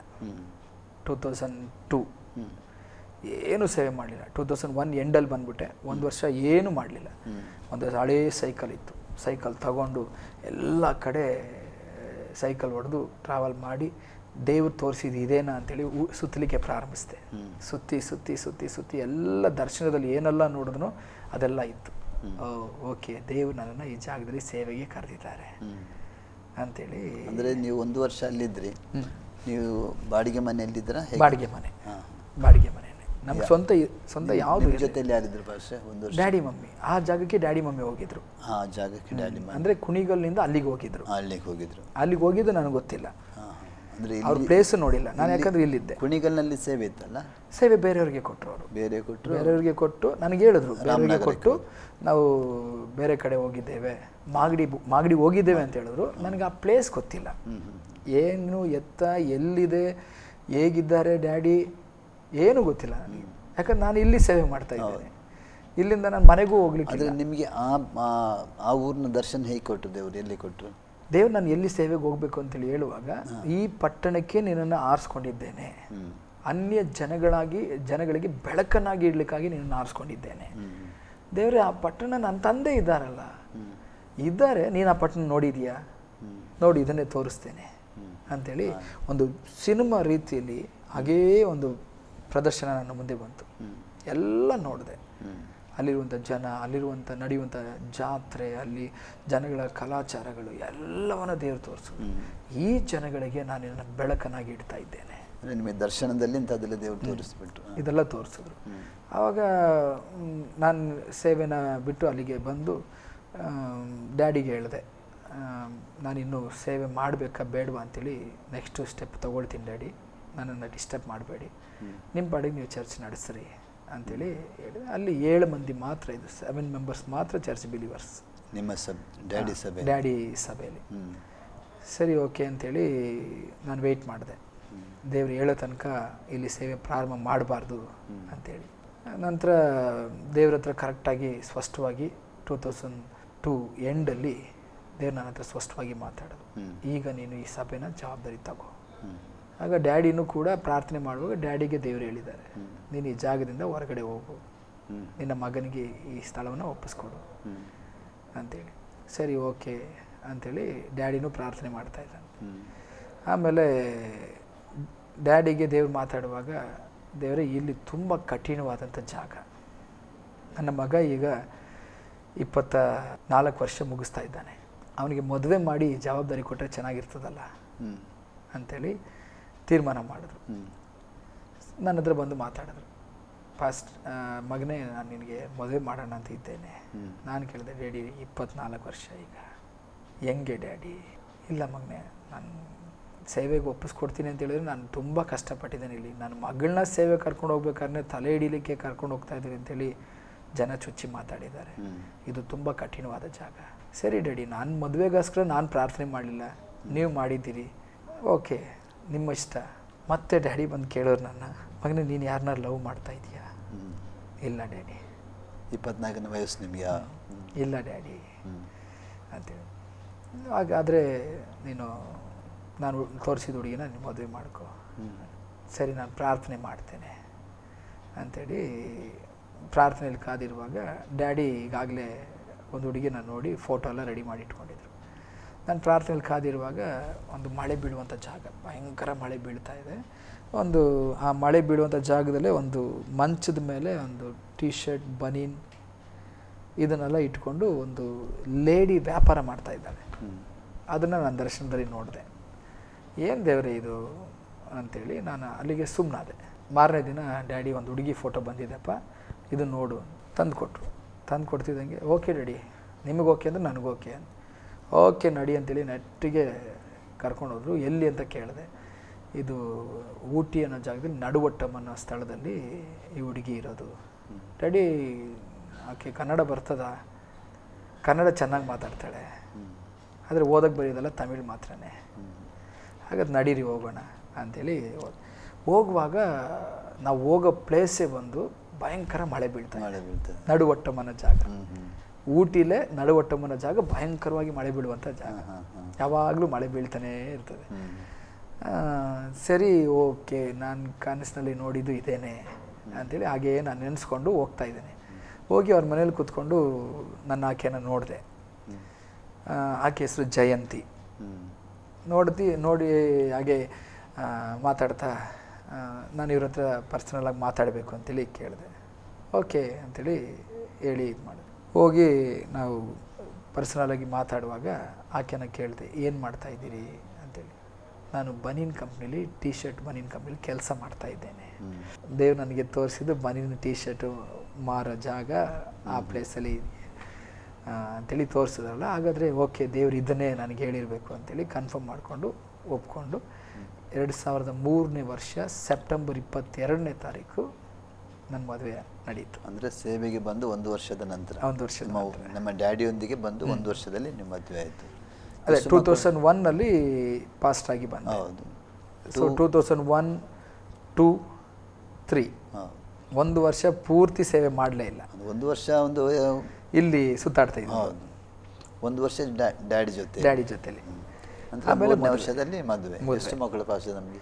ಈಗ 3 ಜನ ಮಕ್ಕಳು. 3 ಜನ ಮಕ್ಕಳು. ಎಷ್ಟನೇ ವಯಸ್ಸು ಮಕ್ಕಳಿಗೆ? ನನ್ನ ದೊಡ್ಡ ಮಗಳಿಗೆ 13 ವರ್ಷ ಮುಗೀತು. 2ನೇ ಮಗಳಿಗೆ ಈಗ 8 ವರ್ಷ ಮುಗಿದಿದೆ. 8 ಮುಗಿದು 9ನೇ ವರ್ಷ. 3ನೇವನಿಗೆ ಈಗ 7 ವರ್ಷ ನಡೀತದೆ. ಎಲ್ಲ ಸ್ಕೂಲಿಗೆ ಹೋಗ್ತಾ ಇದ್ದಾರೆ, ಎಲ್ಲ ಶಾಲೆಗೆ ಹೋಗ್ತಾರೆ. ದೊಡ್ಡ ಮಗಳು 7th ಓದ್ತಾ ಇದ್ದಾಳೆ, ಚಿಕ್ಕ ಮಗಳು 3rd ಸ್ಟ್ಯಾಂಡರ್ಡ್ ಓದ್ತಾ ಇದ್ದಾಳೆ, ಕಡೆಯವನು 2nd ಸ್ಟ್ಯಾಂಡರ್ಡ್ ಓದ್ತಾ ಇದ್ದಾನೆ. ನೀವು ಸೇವೆ ಈಗಲೂ ಡ್ಯಾಡಿ ನಿಮ್ಮ ಜೊತೆ? ಡ್ಯಾಡಿ ನನ್ನ ಜೊತೆಲೇ ಇದ್ದಾರೆ. ಅವರು ಸೇವೆಯಲ್ಲಿದ್ದಾರೆ ಅಂದರೆ ನನ್ನ ಜೊತೆಲಿ ಸಹಾಯಕರಾಗಿದ್ದಾರೆ. ಈಗ ಪೂರ್ತಿ ಸೇವೆ ನನ್ನನ್ನೇ ನೋಡ್ಕೊಳ್ಳೋಕ್ಕೆ ಬಿಟ್ಟು ದೇವ್ರು ನನಗೆ ಅಪೋಸ್ತಲನಾಗಿ ಕರೆದ್ರಿಂದ ದೇವರು ಅದ್ಭುತವಾಗಿ ನನ್ನ ನಡೆಸಲಿಕ್ಕೆ ಸ್ಟಾರ್ಟ್ ಮಾಡಿದ್ರು. ಎಲ್ಲಿ ನಮ್ಮನ್ನು ಓಡಿಸಿದ್ರು ಅದೇ ಜಾಗದಲ್ಲಿ ದೇವ್ರು ನನ್ನ ತಂದು ಕೂರಿಸಿದ್ರು. ಅಷ್ಟೇ. ನಿಮ್ಮ ಸೇವೆ ಮೂಲಕ, ನಿಮ್ಮ ಸಭೆ ಮೂಲಕ ಏನಾದ್ರು ಬ್ರಾಂಚ್ ಸಭೆಗಳೇನಾದ್ರು ಸ್ಥಾಪನೆ ಮಾಡಿದ್ದೀರಾ? ಮಾಡಿದ್ದೇವೆ. ಎಲ್ಲಿ? ಅದೇ ಪ್ಲೇಸ್ನಲ್ಲಿ. ಅಲ್ಲಿಂದ ಒಂದು ಹುಲಿಯೂರು ದುರ್ಗ ಅನ್ನೋ ಜಾಗದಲ್ಲಿ ಒಂದು ಬ್ರಾಂಚ್ ಚರ್ಚ್ ನಡೀತು. ಈಗ ಕುಣಿಗಲ್ ಅಂತೇಳಿ ಡ್ಯಾಡಿ ಇದ್ರಲ್ಲ, ಆ ಪ್ಲೇಸ್ಗೆ ನಾನು ಸಾಕಿ ಬೆಳೆಸಿದ ಹುಡುಗ, ಅವನಲ್ಲಿ ಮದುವೆ ಮಾಡಿ ಅವನ್ನ ಅಲ್ಲಿ ಇಟ್ಟಿದ್ದೇವೆ ಸೇವೆ. ಹುಲಿಯೂರು ದುರ್ಗ ಅನ್ನೋ ಜಾಗದಲ್ಲಿ ಬೇರೆ ಇನ್ನೊಂದು ಫ್ಯಾಮಿಲಿನ ಇಟ್ಟು ತಂದೆ ಹೋಗಿ ನೋಡ್ಕೊಂಡು ಬರ್ತಾಯಿದ್ರು. ಈಗ ಇನ್ನೊಂದು ಫ್ಯಾಮಿಲಿನಲ್ಲಿ ಇಟ್ಟು ಡ್ಯಾಡಿನ ನನ್ನ ಜೊತೆಲೆ ಇಟ್ಕೊಂಡಿದ್ದೇನೆ. ಈಗ ಇಲ್ಲಿರುವಂಥ ಚರ್ಚ್ನ ಇನ್ನೊಬ್ಬ ಹುಡುಗನ ನಾನು ಬೆಳೆಸಿದ್ದೇನೆ. ಅವರಿಗೆ ಪೂರ್ತಿ ಈಗ ಮದುವೆನ ಫಿಕ್ಸ್ ಮಾಡಿ ಅವ್ರಿಗೆ ಮದುವೆ ಆಗಿದ್ಕೊಳ್ಳಿ ಆ ಚರ್ಚ್ನ ಪೂರ್ತಿ ಅವ್ರಿಗೆ ಬಿಟ್ಟುಕೊಟ್ಟು, ಅಂದರೆ ಈಗ ನೀವು ನಡೆಸುವಂಥ ಚರ್ಚ್, ಈಗ ನಡೆಸ್ತಾ ಇರುವಂಥ ಚರ್ಚ್. ಸೊ ಆ ಚರ್ಚ್ ಹೇಗೆ ಬಂತು ಅಂದರೆ, ನಮ್ಮನ್ನು ಯಾವ ಜಾಗದಿಂದ ನೀನು ಇಲ್ಲಿ ಇರಕೂಡದು ಅಂಥೇಳಿ, ಅದೊಂದು ದೊಡ್ಡ ಸ್ಟೋರಿ, ಅದು ತುಂಬ ಟೈಮ್ ಹಿಡಿಸ್ತದೆ. ಇರಕೂಡದು ಅಂಥೇಳಿ ನಮ್ಮನ್ನು ಓಡಿಸಿದ್ರು. ಅದೇ ಜಾಗದಲ್ಲಿ ನಾನು ರಕ್ತ ಸುರಿಸಿದ ಸ್ಥಳದಲ್ಲಿ ಅದು ಮನೆ ಬಿದ್ದೋಯ್ತು. ಆ ಜಾಗ ಮನೆ ಬಿದ್ದೋಯ್ತು. ಬಿದ್ದ ನಂತರ 7 ವರ್ಷ ನಾವು ಬೇರೆ ಜಾಗದಲ್ಲಿ ಮನೆ ಲೀಸ್ಗೆ ತಗೊಂಡು ಸೇವೆ ಮಾಡ್ತಾಯಿದ್ವಿ. ಸೊ ಕರ್ತ ನಮ್ಮನ್ನು ಅಲ್ಲಿಟ್ಟರು. 7 ವರ್ಷದ ನಂತರ ದೇವರೊಂದು ಅದ್ಭುತವಾದಂಥ ಮಾರ್ಗ ತೆರೆದರು. ಗೊತ್ತೇ ಇಲ್ಲದಂಥ ವ್ಯಕ್ತಿ ಅವರು ಇಂಡಿಯಾಗೆ ಹೋಗ್ತಾ ಇದ್ದೀರಿ, ದೇವರೇ ಏನು ಮಾಡಲಿ ಅಂತೇಳಿ ಅವ್ರ ಹತ್ರ ಕೇಳುವಾಗ ನನ್ನ ಹೆಸರು ವಿಳಾಸ ಅವರಿಗೆ ಕೊಟ್ಟು, ಈ ವ್ಯಕ್ತಿ ಈ ಜಾಗದಲ್ಲಿದ್ದಾನೆ, ನೀನು ಹುಡುಕಿ ಹೋಗಿ ಅವರಿಗೆ ಸ್ಥಳ ತಗೊಟ್ಟು ಸೇವೆ ಮಾಡಲಿಕ್ಕೆ ಅವಕಾಶ ಮಾಡಿಕೊಡ್ಬೇಕು. ಅವರು ದೇವರೇ ನನಗೆ 15 ಜನ ವಿಶ್ವಾಸಿ ಅಷ್ಟೇ ನನ್ನ ಸಭೆಯಲ್ಲಿ, ನಾನು ಹೇಗೆ ಅವರಿಗೆ ಹೋಗಿ ಜಾಗ ತಗೊಳ್ಳಿ? ಇಲ್ಲ, ಒಬ್ಬರ ಹತ್ರ ನಾನು ಮಾತನಾಡಿದ್ದೇನೆ, ಅವ್ರ ಕೆಲಸ ಕೇಳಿದ ಪ್ರಕಾರವಾಗಿ ನಾನು ಅವರಿಗೆ ಕೆಲಸ ಕೊಟ್ಟಿದ್ದೇನೆ. ಅವರೀಗ ಜಾಗನ ಅವರಿದ್ದಂಥ ಮನೆ ಲೀಸನ್ನು ಖಾಲಿ ಮಾಡಿ ಅವರು ಬೇರೆ ಸ್ಥಳಕ್ಕೆ ಸೇವೆಗೆ ಹೋಗ್ತಾ ಇದ್ದಾರೆ. ಆ ಜಾಗಕ್ಕೆ ಹೋಗೋದ್ರಿಂದ ಅವ್ರಿಗೆ ಹಣನ ಏನು ಮಾಡಬೇಕು ಅಂತೇಳಿ ಅವ್ರು ಕೇಳ್ತಾ ಇದ್ರು. ನಾನು ಅವ್ರ ಹತ್ರ ಮಾತಾಡಿದ್ದೇನೆ, ಇಮ್ಯಾನ್ಯುಯಲ್ ಅಂತ ಅವ್ರಿಗೆ ಹೆಸರು ಹೇಳಿದ್ದೇನೆ, ಇವ್ರಿಗೆ ಕೊಡಬೇಕು, ಅವರು ಇಂಡಿಯಾದಲ್ಲಿದ್ದಾರೆ ಅಂತ ಹೇಳಿದ್ದೇನೆ, ಅವ್ರು ನಿಮ್ಮ ಹತ್ರ ಬರ್ತಾರೆ ಅಂಥೇಳಿ ಈ ಪಾಸ್ಟ್ ಹತ್ರ ದೇವ್ರು ಮಾತಾಡಿದ್ದಾರೆ. ಇವ್ರ ಮನೆಗೆ ಹೋಗಿ ರೆಡಿ ಆಗೋ ಟೈಮಲ್ಲಿ ಇವ್ರು ಬಂದಿದ್ದಾರೆ. ಬಂದು ಈ ರೀತಿ ಹೆಸರು ಹೇಳಿದ್ರು, ಪಾಸ್ಟರ್ 10 lakhs ಇದನ್ನು ತೊಗೊಂಡು ಇಂಡಿಯಾದಲ್ಲಿರುವಂಥ ಇಮ್ಯಾನ್ಯುಯಲ್ ಅನ್ನೋರು, ಅವ್ರು ಯಾರು ನಮಗೆ ಗೊತ್ತಿಲ್ಲ, ಅವ್ರು ಕೊಟ್ಬಿಡಿ ಅಂತ ಹೇಳಿದ್ದಾರೆ. ಕೂಡಲೇ ಅವರು ಸರ್ಚ್ ಮಾಡಲಿಕ್ಕೆ ಸ್ಟಾರ್ಟ್ ಮಾಡಿದ್ದಾರೆ. ನಾನಾಗ 2008ನಲ್ಲಿ ಬೈಬಲ್ ಕಾಲೇಜಲ್ಲಿ ಓದಿದ್ದೆ, ಅಂದರೆ ಮಾಸ್ಟರ್ ಡಿಗ್ರಿ. ಮತ್ತು ಮಾಸ್ಟರ್ ಡಿಗ್ರಿನ ನಾನು ಸೇವೆ ಮಾಡಿಕೊಂಡೇ ಕರೆಸ್ಪಾಂಡೆನ್ಸಲ್ಲಿ ಮಾಡಿ ಪಾಸ್ ಮಾಡಿದೆ. ಮಾಸ್ಟರ್ ಡಿಗ್ರಿ MIN ಅಂತೇಳಿ ನಾನು ಮುಗಿಸ್ದೆ. ಸೊ ಅಲ್ಲಿ ನಾನು ಅದು ಓದುವಂಥ ಕೊರಿಯನ್ ಕಾಲೇಜ್ ಅದು. ಅವ್ರ ಹತ್ರ ನನ್ನ ಅಡ್ರೆಸ್ ಇತ್ತು. ಇವರು ಇಂಡಿಯಾದಲ್ಲಿ ಯಾರಾದರೂ ಈ ರೀತಿ ಇದ್ದಾರೆ ಅಂತೇಳಿ ಸರ್ಚ್ ಮಾಡುವಾಗ ಈ ಕಾಲೇಜಲ್ಲಿ ನನ್ನ ಹೆಸರು ಅಡ್ರೆಸ್ ಸಿಕ್ತು ಇವರಿಗೆ. ಹಾಗಾದರೆ ಸರ್ ನನಗೆ ಈ ವ್ಯಕ್ತಿ ನನಗೆ ಬೇಕು, ಈ ಸ್ಥಳದಲ್ಲಿ ನನಗೆ ಸೇವೆನ ಅವಕಾಶ ಮಾಡಿಕೊಡ್ರಿ ಅಂತೇಳಿ ಅವರು ಇಮೇಲ್ ಮೂಲಕ ಮಾತಾಡಿ ಇವ್ರು ಬಂದು ನನ್ನನ್ನು ಕಾಂಟ್ಯಾಕ್ಟ್ ಮಾಡಿ ಅವ್ರು ಬಂದರು. ನಾವಾಗ ಪ್ರಾರ್ಥನೆ ಮಾಡ್ತಾಯಿದ್ದೀವಿ, ದೇವರೇ ನಮಗೆ ಜಾಗ ಬೇಕು ಅಂಥೇಳಿ. ನನ್ನ ಹತ್ರ 50,000 ರೂಪಾಯಿ ಮಾತ್ರ ಇದೆ ದೇವರೇ, ನಾನೇನು ಮಾಡಲಿ? ನೀನು ಧೈರ್ಯವಾಗಿ ಅಡ್ವಾನ್ಸ್ ಕೊಡು. ನಾನೊಬ್ಬ ವ್ಯಕ್ತಿನ ಏರ್ಪಡಿಸಿದ್ದೇನೆ, ಅವ್ರು ಬರ್ತಾ ಇದ್ದಾರೆ. ಧೈರ್ಯವಾಗಿ ಅಡ್ವಾನ್ಸ್ ಕೊಟ್ಟೆ. ಯಾವ ಜಾಗ? ನನ್ನನ್ನು ಎಲ್ಲಿ ಒಡೆದು ಆಚೆಗೆ ತಳ್ಳಿದ್ರು, ಯಾವ ಜಾಗ ಪಾಳು ಬಿದ್ದಿತ್ತು ಅದೇ ಜಾಗನ ಖರೀದಿ ಮಾಡಲಿಕ್ಕೆ ಅಡ್ವಾನ್ಸ್ ಕೊಡಲಿಕ್ಕೆ ದೇವ್ರ ಮಾರ್ಗ ತೆರೆದ್ರು. ನಾನು ಹುಡ್ಕೊಂಡು ಹೋಗಲಿಲ್ಲ, ಅದೇ ಲ್ಯಾಂಡ್ ನಾನು ಹುಡ್ಕೊಂಡು ಹೋಗಲಿಲ್ಲ. ಯಾರು ನನ್ನನ್ನು ಒಡೆದ್ರು ಆ ವ್ಯಕ್ತಿನೇ ಬಂದು ಈ ಜಾಗ ತಗೊಳ್ಳಿ ಅಂಥೇಳಿ ದೇವರು ಅವರದಲ್ಲಿ ಮಾತಾಡು. ನಂತರ ಆ ಜಾಗ ಖರೀದಿ ಮಾಡಲಿಕ್ಕೆ ಅಡ್ವಾನ್ಸ್ ಕೊಟ್ಟೆ. ಅವರು ಜನವರಿ 2013 ಜನವರಿ ತಿಂಗಳಿನಲ್ಲಿ ಜಾಗಕ್ಕೆ ಟೈಮ್ ಕೊಟ್ಟರು. 3ನೇ ತಾರೀಕು ಇದನ್ನು ರಿಜಿಸ್ಟರ್ ಮಾಡಬೇಕು, ಇಲ್ಲಾಂದರೆ ಬೇರೆಯವ್ರು ಕೊಟ್ಬಿಡ್ತೇವೆ ಅಂತೇಳಿ. ನವಂಬರ್ 20ನೇ ತಾರೀಕು ನಾನು ಅಡ್ವಾನ್ಸ್ ಕೊಟ್ಟಿದ್ದೇನೆ. ಕೂಡಲೇ ದೇವರು ಇವ್ರ ಮೂಲಕ ಮಾತಾಡಿ ಇವ್ರು ಬಂದು ಈ ರೀತಿ ಜಾಗ ನೋಡ್ರಿ, ನಾವು ಖರೀದಿ ಮಾಡ್ತೇವೆ ಅಂತೇಳಿ ಅವ್ರಿಗೆ ತೋರಿಸ್ದೆ, ಈ ವಿಷಯ ಹೇಳಿದೆ. ಹಾಗಾದರೆ ಕೂಡಲೇ ತೊಗೊಂಬಿಡ್ರಿ ಅಂಥೇಳಿ, ಜಾಗ ತಕ್ಕೊಳ್ಳಿಕ್ಕೆ ಮಾತ್ರ ನಾವು ಬಂದಿದ್ದೇವೆ ಅಂತ ಹೇಳಿದ್ರು. ಹಾಗಾದ್ರೆ ಬಿಲ್ಡಿಂಗ್ ಯಾರು ಕಟ್ತಾರೆ? ದೇವ್ರು ನೋಡ್ಕೊಳ್ತಾರೆ ಅಂತೇಳಿ ನನ್ನ ಮನಸ್ಸಿನಲ್ಲಿ ನಾನು ತಿಳ್ಕೊಂಡೆ. ಜಾಗ ತಕ್ಕೊಟ್ಬಿಟ್ಟು 5,75,000 ಅಂತೇಳಿ ಎಲ್ಲ ಆಯಿತು, ರಿಜಿಸ್ಟ್ರೇಷನ್ ಆಯಿತು. ಆಗಿದ್ದ ಕೂಡಲೇ ಅವ್ರು ಮತ್ತೆ ಹೇಳಿದ್ರು, ದೇವ್ರು ನಿಮಗೆ ಬಿಲ್ಡಿಂಗ್ ಕಟ್ಕೊಳ್ಳಿಕ್ಕೂ ಹೇಳ್ತಾ ಇದ್ದಾರೆ. ಓಕೆ, ಥ್ಯಾಂಕ್ ಯು ಅಂಥೇಳಿ ಕಟ್ರಿ. ಎಲ್ಲಿ ನಮ್ಮನ್ನು ಅವಮಾನ ಪಡಿಸಿದ್ರು, ವಾಕ್ಯ ಒಬ್ಬರು ಪ್ರವಾದಿ ಮೂಲಕ ದೇವರು ಮಾತಾಡಿದ್ರು, ಶತ್ರು ವೈರಿಗಳ ಮುಂದೆ ನಿನಗೆ ಔತಣವನ್ನು ದಯಪಾಲಿಸ್ತಾ ಇದ್ದಾರೆ. ಯಾಕೆ ಅಂತ ಹೇಳಿದ್ರೆ, ನೀನು ಅವ್ರನ್ನ ವೈರಿಯಾಗಿ ನೋಡಲಿಲ್ಲ, ಅವರು ನಿನ್ನನ್ನು ವೈರಿಯಾಗಿ ನೋಡಿದ್ರು, ನೀನು ಅವ್ರನ್ನ ವೈರಿಯಾಗಿ ನೋಡಲಿಲ್ಲ. ಅದರಿಂದಲೇ ಅವರ ಮುಂದೆಯೇ ನಿನ್ನ ತಲೆಗೆ ತೈಲವನ್ನು ಹಚ್ಚಿಸ್ತಾ ಇದ್ದಾರೆ, ದೇವರು ನಿನ್ನ ಅಭಿಷೇಕ ಮಾಡ್ತಾ ಇದ್ದಾರೆ ಅಂಥೇಳಿ ಮಾತಾಡಿದ್ರು. ಅವ್ರಿಗೂ ಗೊತ್ತಿಲ್ಲ, ಈ ರೀತಿ ಪ್ರವಾದನೆ ಮಾಡಿದ್ರು, ವಾಕ್ಯ ನೆರವೇರಿತು. ಅದೇ ಜಾಗದಲ್ಲಿ ಬಿಲ್ಡಿಂಗ್ ಕಟ್ಟುವಾಗ ದೇವ್ರು ನನ್ನ ಹತ್ರ ಮಾತಾಡಿದ್ರು. ಎಲ್ಲರೂ ಬೇಡವೆಂದು ತಳ್ಳಿಬಿಟ್ಟ ಕಲ್ಲು ನಾನು, ಮೂಲೆಗಲ್ಲಾಗಿ ನಿಲ್ಲಿಸಿದ ದೇವಾ ನೀನು ಅಂಥೇಳಿ ಅಲ್ಲಿ ಕುತ್ಕೊಂಡು ಹಾಡಿ ಬಿಲ್ಡಿಂಗ್ ಕಟ್ಟಿದೆ. ದೇವರು ಅದ್ಭುತವಾಗಿ ಸ್ವಂತ ಸ್ಥಳದಲ್ಲಿ ಸೇವೆ ಮಾಡೋ ರೀತಿಯಲ್ಲಿ ದೇವ್ರ ಕೃಪೆ ಮಾಡಿದ್ದಾರೆ. ನಿಮ್ಮ ಮದುವೆ ಆಗಿದೆ, ನಿಮ್ಮ ಮಿಸ್ಸಸ್ ನಿಮ್ಮ ಸೇವೆಯಲ್ಲಿ ಹೇಗಿದ್ದಾರೆ? ಅದ್ಭುತವಾದಂಥ ಹೆಂಡತಿ. ದೇವ್ರು ನನಗೆ ಕೊಟ್ಟಿದ್ದು ಅರ್ಧಾಂಗಿ ಅಂತ ಹೇಳ್ತಾರಲ್ಲ, ನನ್ನ ಹೃದಯದ ಆಸೆ, ನನ್ನ ಭಯಕ್ಕೆ ಸೇವೆಯಲ್ಲಿ ನಾನು ಹೇಗಿರಬೇಕು ಅಂತೇಳಿ ದೇವ್ರು ನನಗೆ ಹೇಳಿದ್ರು. ಅದೇ ಪ್ರಕಾರವಾಗಿ ಅದಕ್ಕೆ ತಕ್ಕಂತೆ ನಾನು ಹೇಳಿದ ಮಾತನ್ನು ಇಲ್ಲ ಅಂತ ಹೇಳಿದಾಗೆ ನನಗಿಂತಲೂ ಹೆಚ್ಚಾಗಿ ಕಣ್ಣೀರಿನಿಂದ ಆತ್ಮಭಾರದಿಂದ ಪ್ರಾರ್ಥನೆ ಮಾಡುವಂಥ ಪ್ರಾರ್ಥನಾ ವೀರಳು. ಆಕೆ ಮಾಡುವಂಥ ಪ್ರಾರ್ಥನೆ ಇವತ್ತು ನಮ್ಮನ್ನು ಉಪಯೋಗಿಸ್ತಾ ಇದೆ ಸೇವೆಯಲ್ಲಿ. ಫಸ್ಟ್ ನಿಮ್ಮ ಮುಂದಿನ ಗುರಿ ಸೇವೆ. ಮುಂದಿನ ಗುರಿ ಈಗ ದೇವರು ನನಗೆ ಹೇಳಿರುವಂಥದ್ದು ಯವನಸ್ಥರ ಪರಿಪಾಲನಾ ಸೇವೆ. ಅನಾಥ ಮಕ್ಕಳು, ಬೀದಿ ಮಕ್ಕಳನ್ನ ತಂದು ಅವ್ರಿಗೆ ನನಗೆ ದೇವ್ರು ಮಾಡಿರುವಂಥ ವಾಗ್ದಾನ, ಅವರ ಅನಾಥರು ಅಂತ ಹೇಳ್ಬೇಡ, ಅವ್ರನ್ನ ನಿನ್ನ ಮಕ್ಕಳಾಗಿ ಸಾಕು ಅಂಥೇಳಿ ವಾಗ್ದಾನ ಮಾಡಿದ್ದಾರೆ. ಸೊ ಅದರ ಮೂಲಕವಾಗಿ ಯವನಸ್ಥರ ಪರಿಪಾಲನಾ ಸೇವೆ ಅಂತೇಳಿ 2011ರಲ್ಲಿ ದೇವರು ನನಗೆ ದರ್ಶನ ಕೊಟ್ಟರು.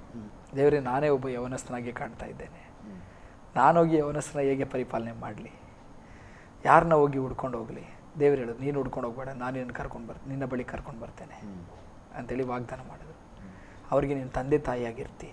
ಕೈ ಬಿಡಲ್ಪಟ್ಟಂಥ ಯವನಸ್ಥರು, ಪಾಪದಲ್ಲಿ ಬಿದ್ದಿರುವಂಥ ಯವನಸ್ಥರು, ಅಕ್ರಮಗಳಿಗೆ ಹೋಗ್ತಾ ಇರುವಂಥ ಯವನಸ್ಥರು, ಅವ್ರು ನೀನು ಹುಡ್ಕೊಂಡು ಬರ್ತಾರೆ, ನಾನು ಕರ್ಕೊಂಡು ಬರ್ತೇನೆ. ಓಕೆ ದೇವರೇ ಹೇಳಿ 2011ನೇ ವರ್ಷ ಜನವರಿ ತಿಂಗಳು ದೇವರು ವಾಗ್ದಾನ ಮಾಡಿದ್ರು. ಮಾರ್ಚ್ ತಿಂಗಳಲ್ಲಿ ಒಂದು ಫೋನ್ ಕಾಲ್ ಬಂತು. ಪಾಸ್ಟರ್, ಒಂದು ಹೆಣ್ಣು ಮಗಳು ಬಂದಿದ್ದಾಳೆ, ಆಕೆಗೆ 19 ವಯಸ್ಸು, ಯಾರೂ ಇಲ್ಲ ಆಕೆಗೆ, ನಿಮ್ಮ ಹತ್ರ ಕಳಿಸ್ತೇನೆ, ಸ್ವಲ್ಪ ದಿನ ಇಟ್ಕೊಳ್ಳಿ, ಯಾಕಂದ್ರೆ ನಾವು ಇಟ್ಕೊಳ್ಳಿಕ್ಕಾಗಲ್ಲ, ಸ್ವಲ್ಪ ದಿನ ಆಕೆನ ಸಾಕ್ರಿ ಅಂಥೇಳಿ ಹೇಳೋದು. ಓಕೆ ಕಳಿಸ್ಕೊಡಿ ಪಾಸ್ಟರ್ ಅಂಥೇಳಿ ಅವ್ರಿಗೆ ಹೇಳೋದು. ಆಕೆ ಬಂದು 2 ದಿನ ಏನೂ ಮಾತಾಡಲಿಲ್ಲ ಆಕೆ ಹತ್ರ. ದೇವ್ರು ಹೇಳಿದ್ರು, ನೋಡಿ ಯವನಸ್ಥ ಪರಿಪಾಲನೆ ಇದೇನೆ, ಈಕೆನ ಇಟ್ಟು ಸಾಕು. ಆಯಿತು ದೇವರೇ.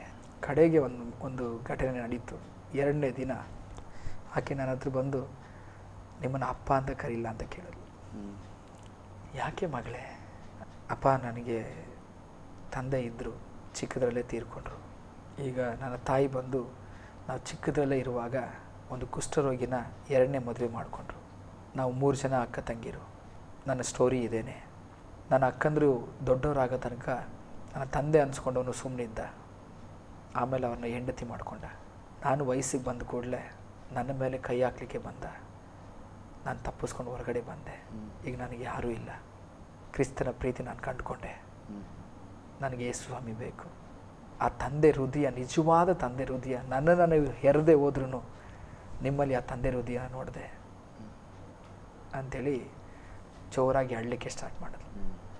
ಮಗಳೇ, ನೀನು ಹೆದರಬೇಡ, ನಾನು ನಿನ್ನನ್ನು ಸಾಕ್ತೇನೆ ಅಂಥೇಳಿ ಆಕೆನ 3 ತಿಂಗಳು ಸಾಕಿದ್ವಿ ಚೆನ್ನಾಗಿ. ಸಾಕಿ 3ನೇ ತಿಂಗಳು ಒಂದು ಪಾಸ್ಟರ್ ಕಾಲ್ ಮಾಡಿದ್ರು. ಪಾಸ್ಟರ್, ಈ ಹುಡುಗಿ ನನಗೆ ಮದುವೆ ಮಾಡಿಕೊಡ್ರಿ, ದೇವ್ರು ನನಗೆ ದರ್ಶನದಲ್ಲಿ ತೋರಿಸಿದ್ರು ಈ ಹುಡುಗಿನ. ನಾನು ಶಾರ್ಟಾಗಿ ಹೇಳ್ತಾ ಇದ್ದೀನಿ. ದರ್ಶನದಲ್ಲಿ ತೋರಿಸಿದ್ರು, ನನಗೆ ಈ ಹುಡುಗಿನ ಮದುವೆ ಮಾಡಿಕೊಡ್ತೀರ? ಸರಿ ಬನ್ನಿ ಮಾತಾಡೋಣ ಅಂತೇಳಿ ಬಂದರು. ಅವರೇ ಎಲ್ಲ ಖರ್ಚು ಹಾಕ್ಕೊಳ್ತೀನಿ ಅಂಥೇಳಿ ಮಾತಾಡಿದ್ರು.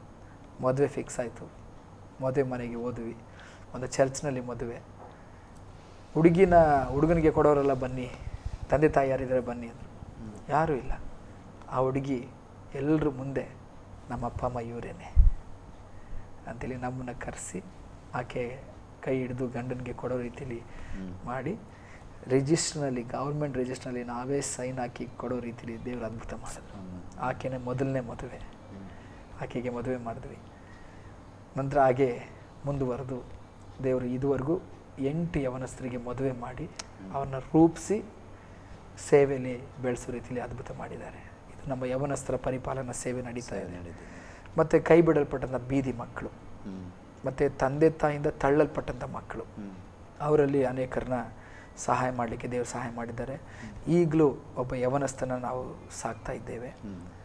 ಅವ್ರ ತಂದೆ ತಾಯಿ ಇದ್ರೂ ಅವನ್ನ ರೂಪಿಸ್ತಾ ಇದ್ದೇವೆ. ರೂಪಿಸಿ ಈಗ ಅವನಿಗೇನೆ ನಮ್ಮ ಸೇವೆನ ಬಿಟ್ಟುಕೊಡುವಂಥದ್ದು. ಅದ್ರ ಜೊತೆಲಿ ಒಬ್ಬ ಹುಡುಗ ಇದ್ದಾನೆ, ಈಗ ಚಿಕ್ಕ ಹುಡುಗ, ಅವನು ಶಿವಮೊಗ್ಗದವನು, ಅವನು ಸಾಕ್ತಾ ಇದ್ದೇವೆ. ಸೇವೆ ನಿಮಿತ್ತವಾಗಿ ಯಾವ ರಾಜ್ಯಕ್ಕಾಗಿ ಹೋಗಿದ್ದೀರಿ ನೀವು? ರಾಜ್ಯಗಳಂದರೆ ತಮಿಳ್ನಾಡಿಗೆ ಹೋಗಿದ್ದೇನೆ, ತಮಿಳ್ನಾಡು, ಡೆಲ್ಲಿಗೆ ಹೋಗಿದ್ದೇನೆ, ಮತ್ತು ಇನ್ನು ಕರ್ನಾಟಕದಲ್ಲಿ ಅನೇಕ ಸ್ಥಳಗಳಿಗೆ ಹೋಗಿದ್ದೇನೆ.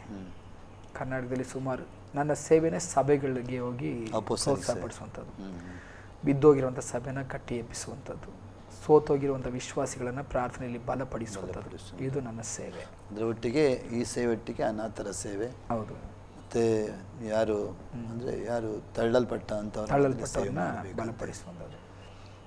ಖಂಡಿತವಾಗಿ ಪಾಸ್ಟೆ, ಅಂದರೆ ನಿಮ್ಮ ಎಲ್ಲ ಆಸೆ ಬಯಕೆ ದೇವರು ನಿಮಗೆ ಕೊಟ್ಟ ಪ್ರತಿಯೊಂದು ದರ್ಶನಗಳು ದೇವರು ತಕ್ಕ ಸಮಯ ನೆರವೇರಿಸಲಿ. ನೀವೇನೆಲ್ಲ ನಿಮಗೆ ದೇವರು ದರ್ಶನ ಕೊಟ್ಟಿದ್ದಾನೆ ಸೇವೆಯಲ್ಲಿ, ನೀವು ಖಂಡಿತವಾಗಿ ದೇವರು ನಿಮ್ಮನ್ನು ಈ ಸೇವೆಯಲ್ಲಿ ಶಕ್ತವಾಗಿ ಉಪಯೋಗಿಸಲಿದ್ದು ನಮ್ಮ ಪ್ರಾರ್ಥನೆ ಆಗಿದೆ. ನಿಮ್ಮೊಟ್ಟಿಗೆ ನಿಮ್ಮ ಪತ್ನಿ ಕೂಡ ಇದ್ದಾರೆ, ಮಕ್ಕಳು ಕೂಡ ಇದ್ದಾರೆ. ದೇವರು ನಿಮ್ಮನ್ನು ಆಶೀರ್ವಾದ ಮಾಡಲಿ, ನಿಮ್ಮ ಸೇವೆಯನ್ನು ಆಶೀರ್ವಾದ ಮಾಡಿ, ನಿಮ್ಮ ಕುಟುಂಬವನ್ನು ಆಶೀರ್ವಾದ ಮಾಡಲಿ. ನಿಮ್ಮ ಸೇವೆ ಅನೇಕ ಪ್ರಾಂತ್ಯಗಳಲ್ಲಿ ಹಬ್ಬಲಿ. ಖಂಡಿತ. ಅನೇಕ ಜನರಿಗೆ ನೀವು ಹೇಳಿದ ವಾಕ್ಯದ ಪ್ರಕಾರ ಏನು ನೀವು ಹೇಳಿದ್ದೀರಿ, ಅನೇಕ ಜನರನ್ನು ಕರ್ತನಲ್ಲಿ ಎಬ್ಬಿಸಬೇಕು. ಏನು ನಿಮ್ಮ ಎಲ್ಲ ಆಶೆ ದೇವರು ನೆರವೇರಿಸಿ ನಮ್ಮ ಪ್ರಾರ್ಥನೆ ಆಗಿದೆ. ಪಾಸ್ಟರ್, ನಮ್ಮ ಮಧ್ಯದಲ್ಲಿ ಬಂದು ನಿಮ್ಮ ಸುವಾರ್ತಿಕ ಈ ಕಾರ್ಯಕ್ರಮದಲ್ಲಿ ಭಾಗಿಯಾಗಿದ್ದಕ್ಕಾಗಿ ನಿಮಗೆ ನಾನು ವಂದನೆ ಸಲ್ಲಿಸ್ತಿದ್ದೇನೆ. ತುಂಬ ಧನ್ಯವಾದ ಪಾಸ್ಟರ್. ನನ್ನನ್ನು ನೀವು ಬರಮಾಡಿಕೊಂಡದಕ್ಕಾಗಿ ಈ ಆಶ್ರಯ ಟಿವಿಯ ಮುಖ್ಯಸ್ಥರಾಗಿರುವಂಥ ಪಾಸ್ಟರ್ ಜಾನ್ ಸುನಿಲ್ ಡಿಸೋಜಾ ಅವರಿಗಾಗಿಯೂ ನಾನು ದೇವರಿಗೆ ಸ್ತೋತ್ರ ಸಲ್ಲಿಸ್ತೇನೆ. ಇದಕ್ಕೆ ಸಹಾಯಕರಾಗಿ ನನ್ನನ್ನು ಇಲ್ಲಿಗೆ ಇಂಟ್ರೊಡ್ಯೂಸ್ ಮಾಡಿದಂಥ ಜಾನ್ ಸ್ಟೀಫನ್ ಅವರಿಗಾಗಿಯೂ ನಾನು ದೇವರನ್ನ ಸ್ತುತಿಸ್ತೇನೆ.